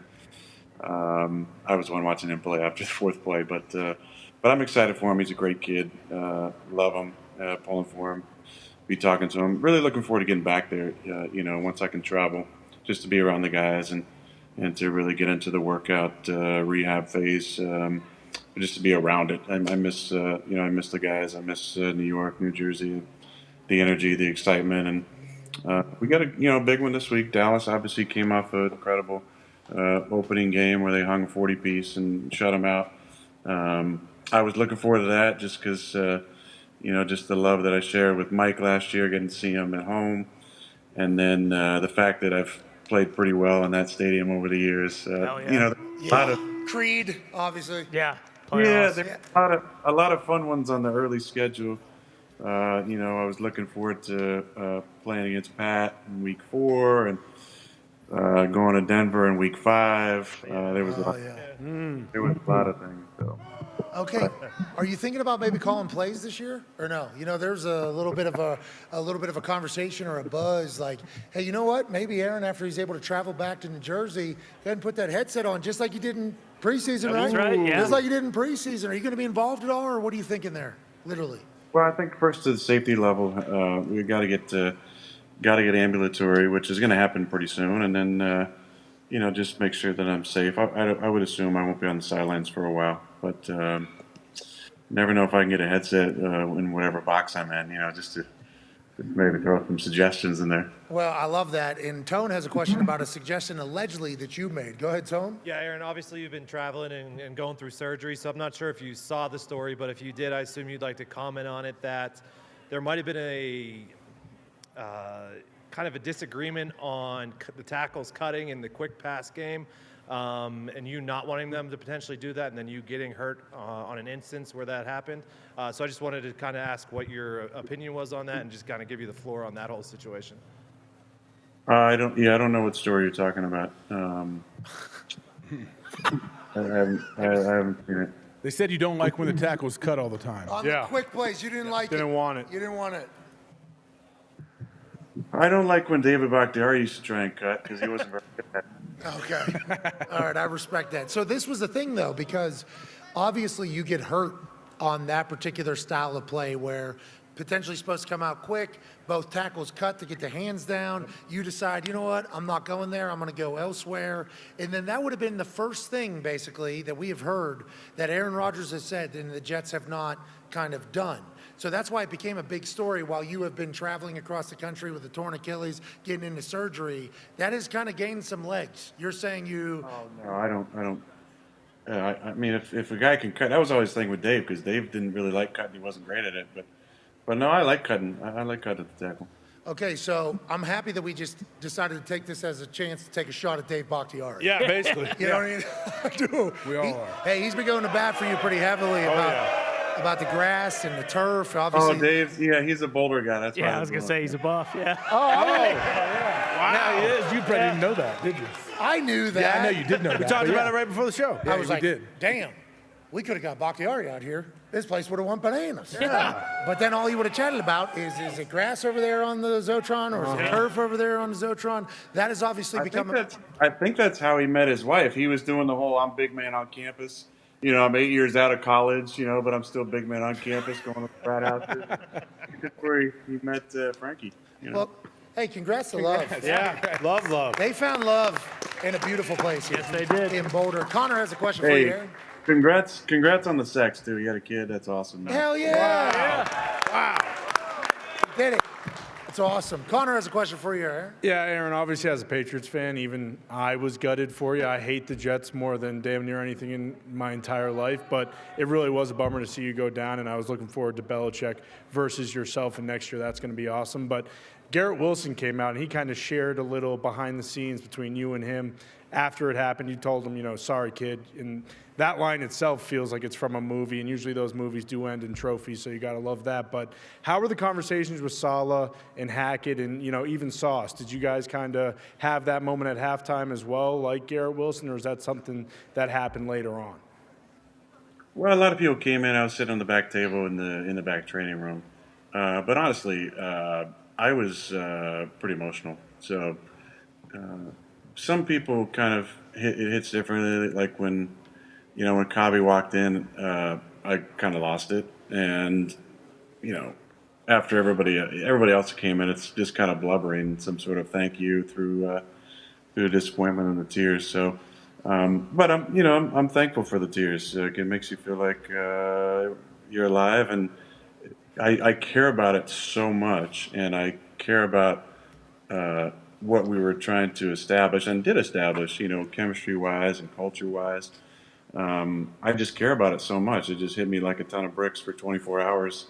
There was moments of just sobbing. Did you think the game was gone? Is that why you were so emotional? No, honestly, it wasn't even that. It was just that I put so much into it and care about it so much. There was, you know, underneath there was anger. There was a lot of anger. Like, why? You know, why is this happening?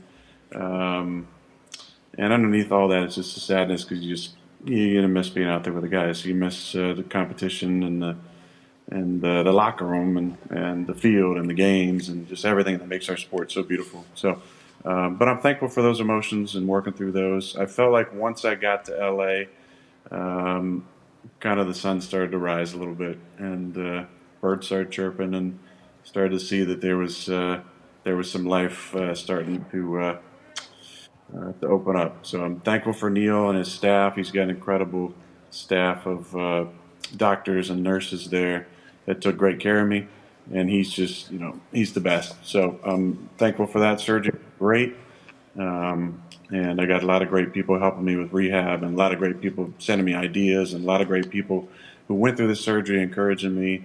And like I've been telling them, I'm trying, and like I said, I apologize, I'm trying to get back to everybody There's so many people that reached out. No chance. But it's those messages. No, but seriously, it's those messages that got me through when I was, in a dark place. So I'm really thankful for those people. Are the whales doing any mating? There's no whales. No whales. I saw dolphins yesterday, though. Ooh. Hell yeah, they love what- to mate. How long dolphins love to Oh, they love something They were else. probably doing it whenever you saw them out there. That's what dolphins do. You know what I mean? They do it. They do. Get Yes, in there, they do. man. I think that's why they start with the name dolphins with do. Yeah, well, yeah. Because they are doing it all the time. All the That's time. right. Jump in there with them, Aaron. Hey, do you want to go see these dolphins at this exhibit? Okay, watch your back. They're going to hump you. Yeah. I mean, Oh. that's what dolphins do. They get after it. Is that what you're doing the next couple weeks? What does the recovery look like here now that we're just a couple days removed from the surgery? Well, I didn't really want to mention this, but I'm looking into a number of different modalities, and one of them is What was that word you just used right there? Jeopardy champion? modalities, different rehab modalities, and one of them is Okay, you still didn't explain what the hell a modality is, but I'll use context clues. Thanks. basically it involves. Thank you, Zito. There we go. Oh, there Thank it you. is. Modal quality, a particular mode in which something exists or is experienced or expressed. That doesn't make doesn't any mean sense. anything. Oh, What you the just hell? said something stupid. That means I just nothing. found out that word doesn't work. Oh, I don't even know where I was going, but What does the next couple weeks look like? You've looked into different Yeah. modalities of what could potentially come here. well, there's ideas that some of the noises from the dolphins when they're lovemaking, the frequency of that is actually healing to the body. So So I might you're be doing just that. sticking that Achilles up, sitting on your back porch, just go ahead and hump your way into whistling into Yep. my Achilles getting healed. That's- Proceed. Go ahead. Are you bedridden right now, or what is it? I am not able to put any weight on it yet, so I have crutches. I got some great. How long are you on things. crutches? Well, listen, I think we're going to keep some of the things that we're doing here tight to the vest, but Whoa, hey, hold on. That sounds like we're experimenting with a new way of getting back from an Achilles. Is that what's taking place here? They're saying Yeah, they want the ayahuasca, dolphins. They dolphins, want the carcass. dolphins. Yeah, They're out of ideas. Yeah, darkness Out of retreat. ideas here. We appreciate listen, it. things I will not be doing. Aya. Well, yeah. That one reporter losers use blamed the full ayahuasca. name. It'll heal you. I don't know if you saw Greg Kelly, who's a super conservative political pundit, said the reason why your Achilles happened, not because Achilles the way it was kind of constructed by God or whatever, but because you took ayahuasca, and that is kind of how it all happened. That's one guy. We don't need to hear that. You're not doing ayahuasca. What's that guy's name? Greg Kelly. For dipshit Bum. news. Bomb. Bomb. Hey, hold on. There's another guy. What's the guy? Keith Olbermann said that. You love him, though. Because you're not vaxxed, that's why it happened. Yep. Yeah, get your 5th booster, Keith.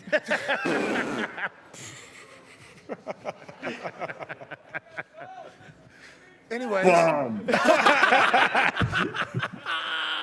I love that. I love everything about that. We don't need to list off all the bums that have doubted you because we're using No, them that's enough. That's as enough. We'll motivation. stop. We're using them as motivation, obviously. Yeah, we'll stop right there. I don't need any. I need 1%, like I said. Just 1% of that doubt and that timetable and that schedule and all that, bullshit. 1%. That's all I need. All right. Well, we love you, brother. Okay. We appreciate you joining us. Enjoy yourself back there as you're a bedridden, handsome dude who's going to take over the NFL again next year. Boulder, Colorado loves you, man. I think they want to let you know. We appreciate the hell Boulder, of it. see you soon, Boulder. I doubt it, actually, right? You got no chance to come here because you're doing rehab. Then you're Probably got a Not house here. anytime soon, but soon, like in the next 12 months. Okay. Oh, there you go. hey, we love that. Hey, you're the man. Keep in touch, will you please? Are we still doing weekly or no? Yeah, I'll see you on Tuesday. Yes. Legend. This last Tuesday was a little rough for me. I was, Why? What happened? What?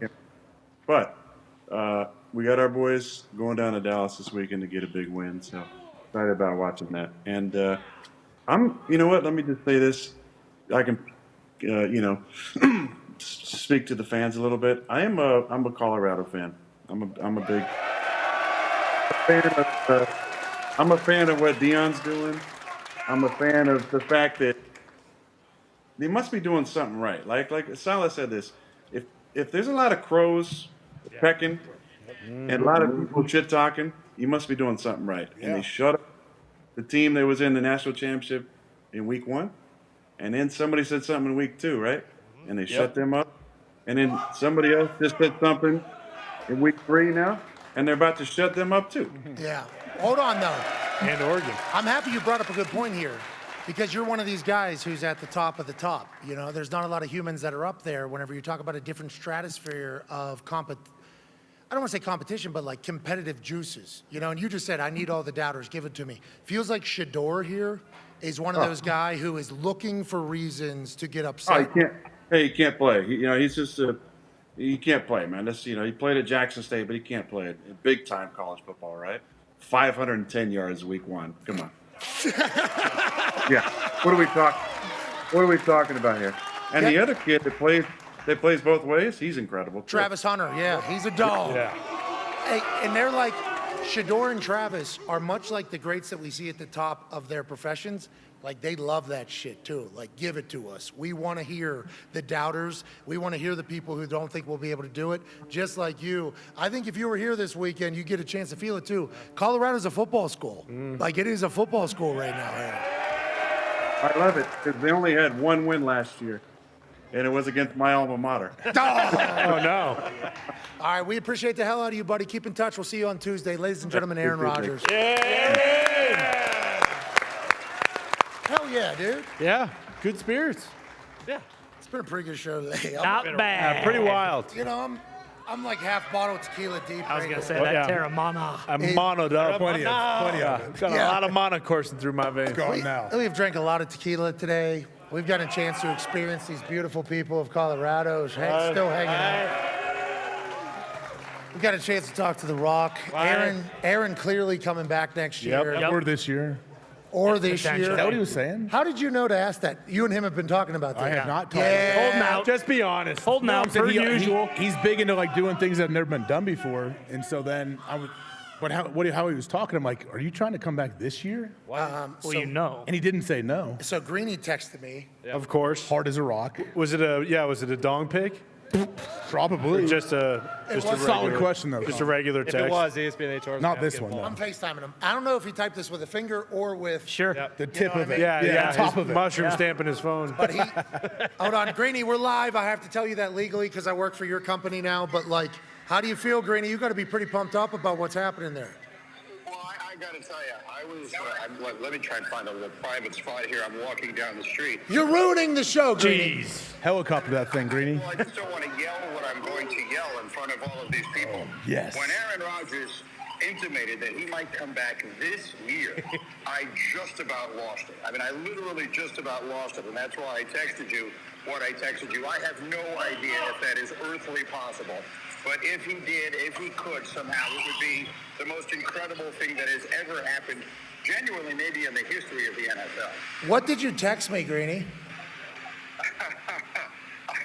All right, what the hell? I mean, if there's a chance he's going to come back. I texted you, let's fucking go. I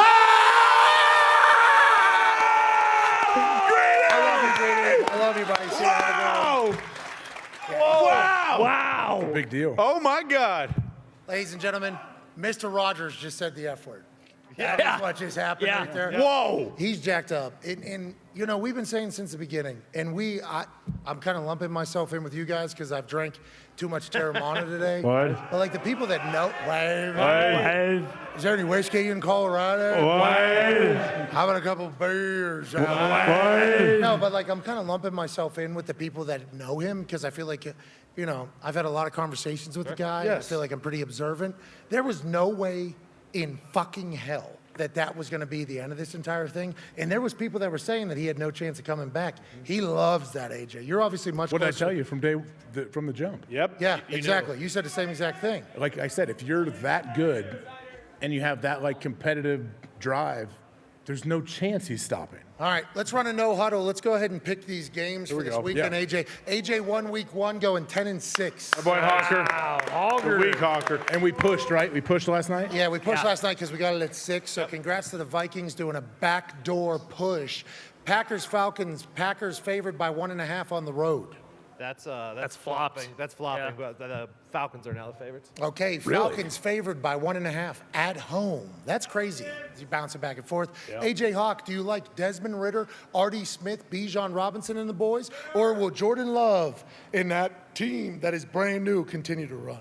You know what? Honestly, I like what Jordan Love is doing. I like what that Green Bay defense is able to do. I expect them to get a couple turnovers. Give me Green Bay. Are they plus 1.5? No, let's just do that as money line. Mojo's money line. Because it is moving. Yep. We don't know why it's moving. Is there injuries or? Still don't know the status of Aaron Jones, although I think he's trending towards playing. And then they said Christian Watson probably is not going to play again. Okay, cool. Give me the Falcons. I love Green Bay, but I also love the Falcons and Artie Smith. Let's go Bears and Bucks. Bucks fresh off a dub over the Minnesota Vikings, who lost another one to the Philadelphia Eagles. And then the Chicago Bears were the worst team in football last year. And obviously they lose to the Packers. They're getting 2.5 on the road in Florida.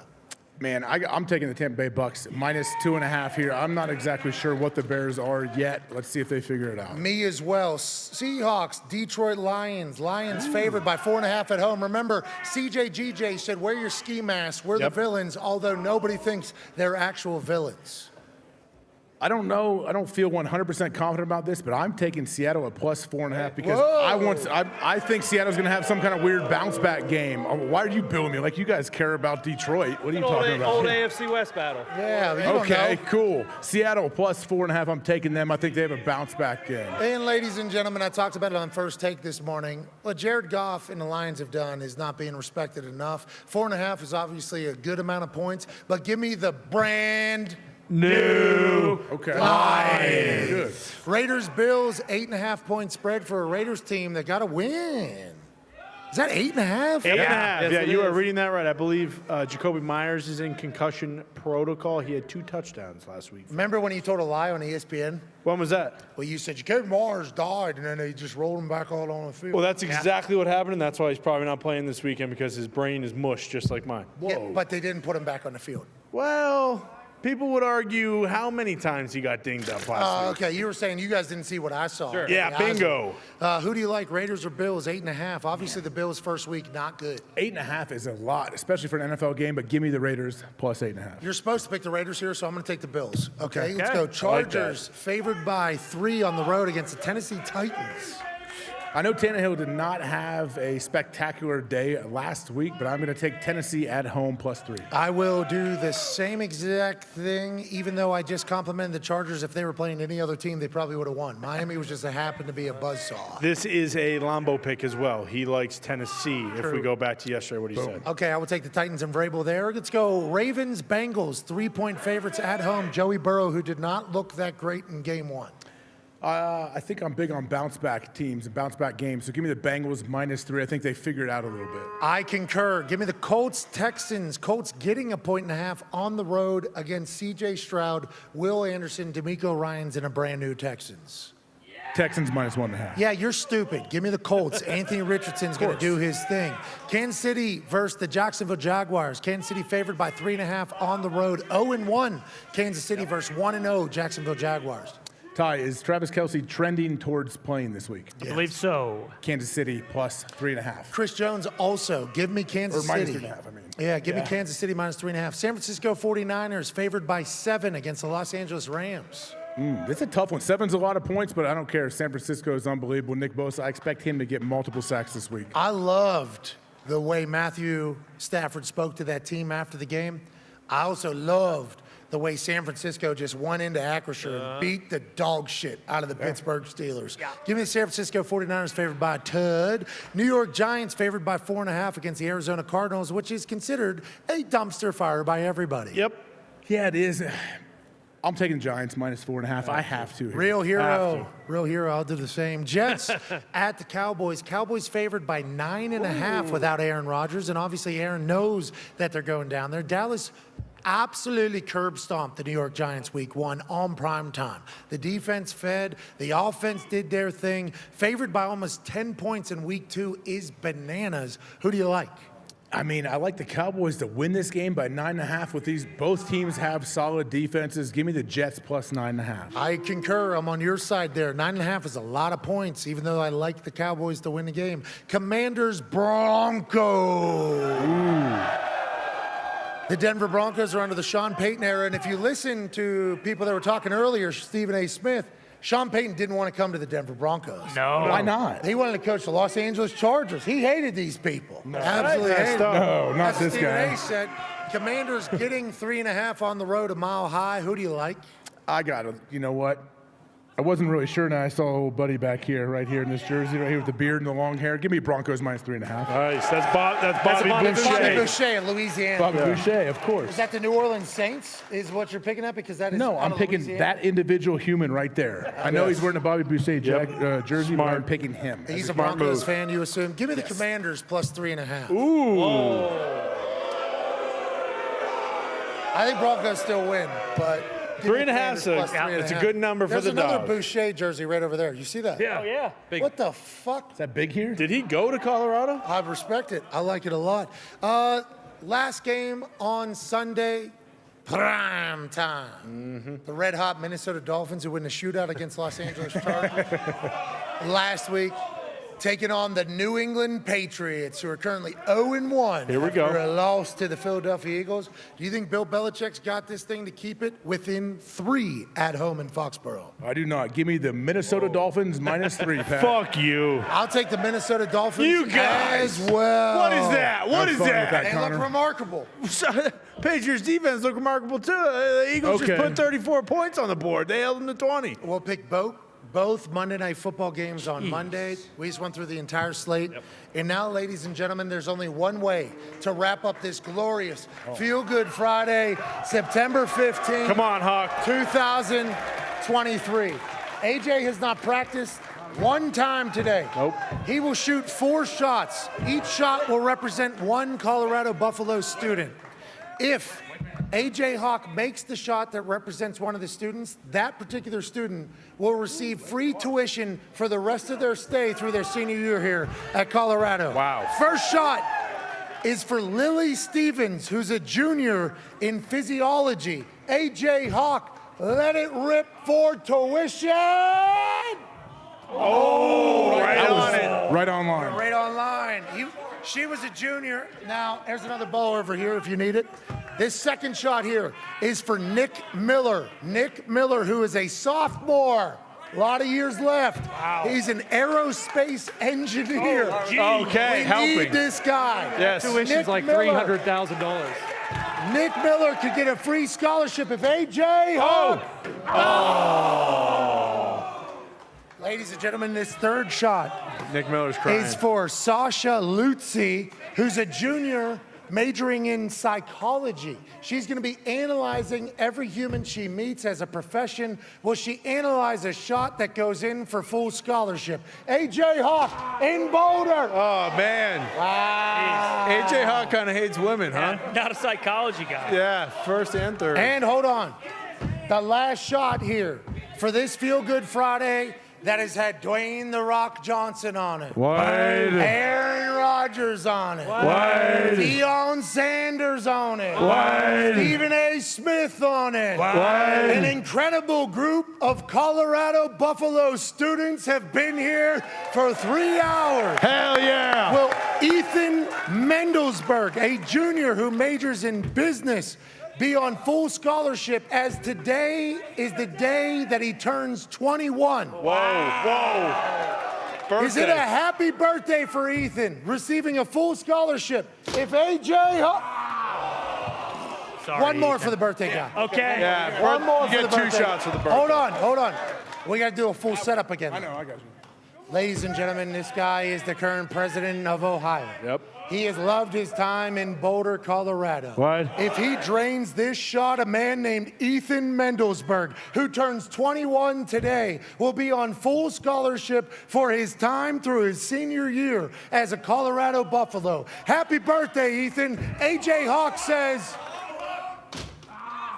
Not a chance. All right. Sorry about it, Ethan. Your birthday sucks. All right. Shit. Let me see that thing. Oh, here we go. Yeah, shoot it, Pat. Here we go. Bucket. Hold on. You got it. You got it. Yep. Tough shot. It is tough shot. Elevate. Tough shot. Got it. You got it. Yeah. Pat, one more. Tough shot. Bonus ball. This one's in. Bonus ball. Ladies and gentlemen, This if is I in. make this shot right here, a man named Ethan Mendelsberg, Yep. who turned, that's a terrible throw. Wow, great hands. But the air is thin, so that thing obviously traveled further than you could have ever expected. But if I bury this, Ethan Mendelsberg, who turns 21 today, is on full scholarship through his senior season.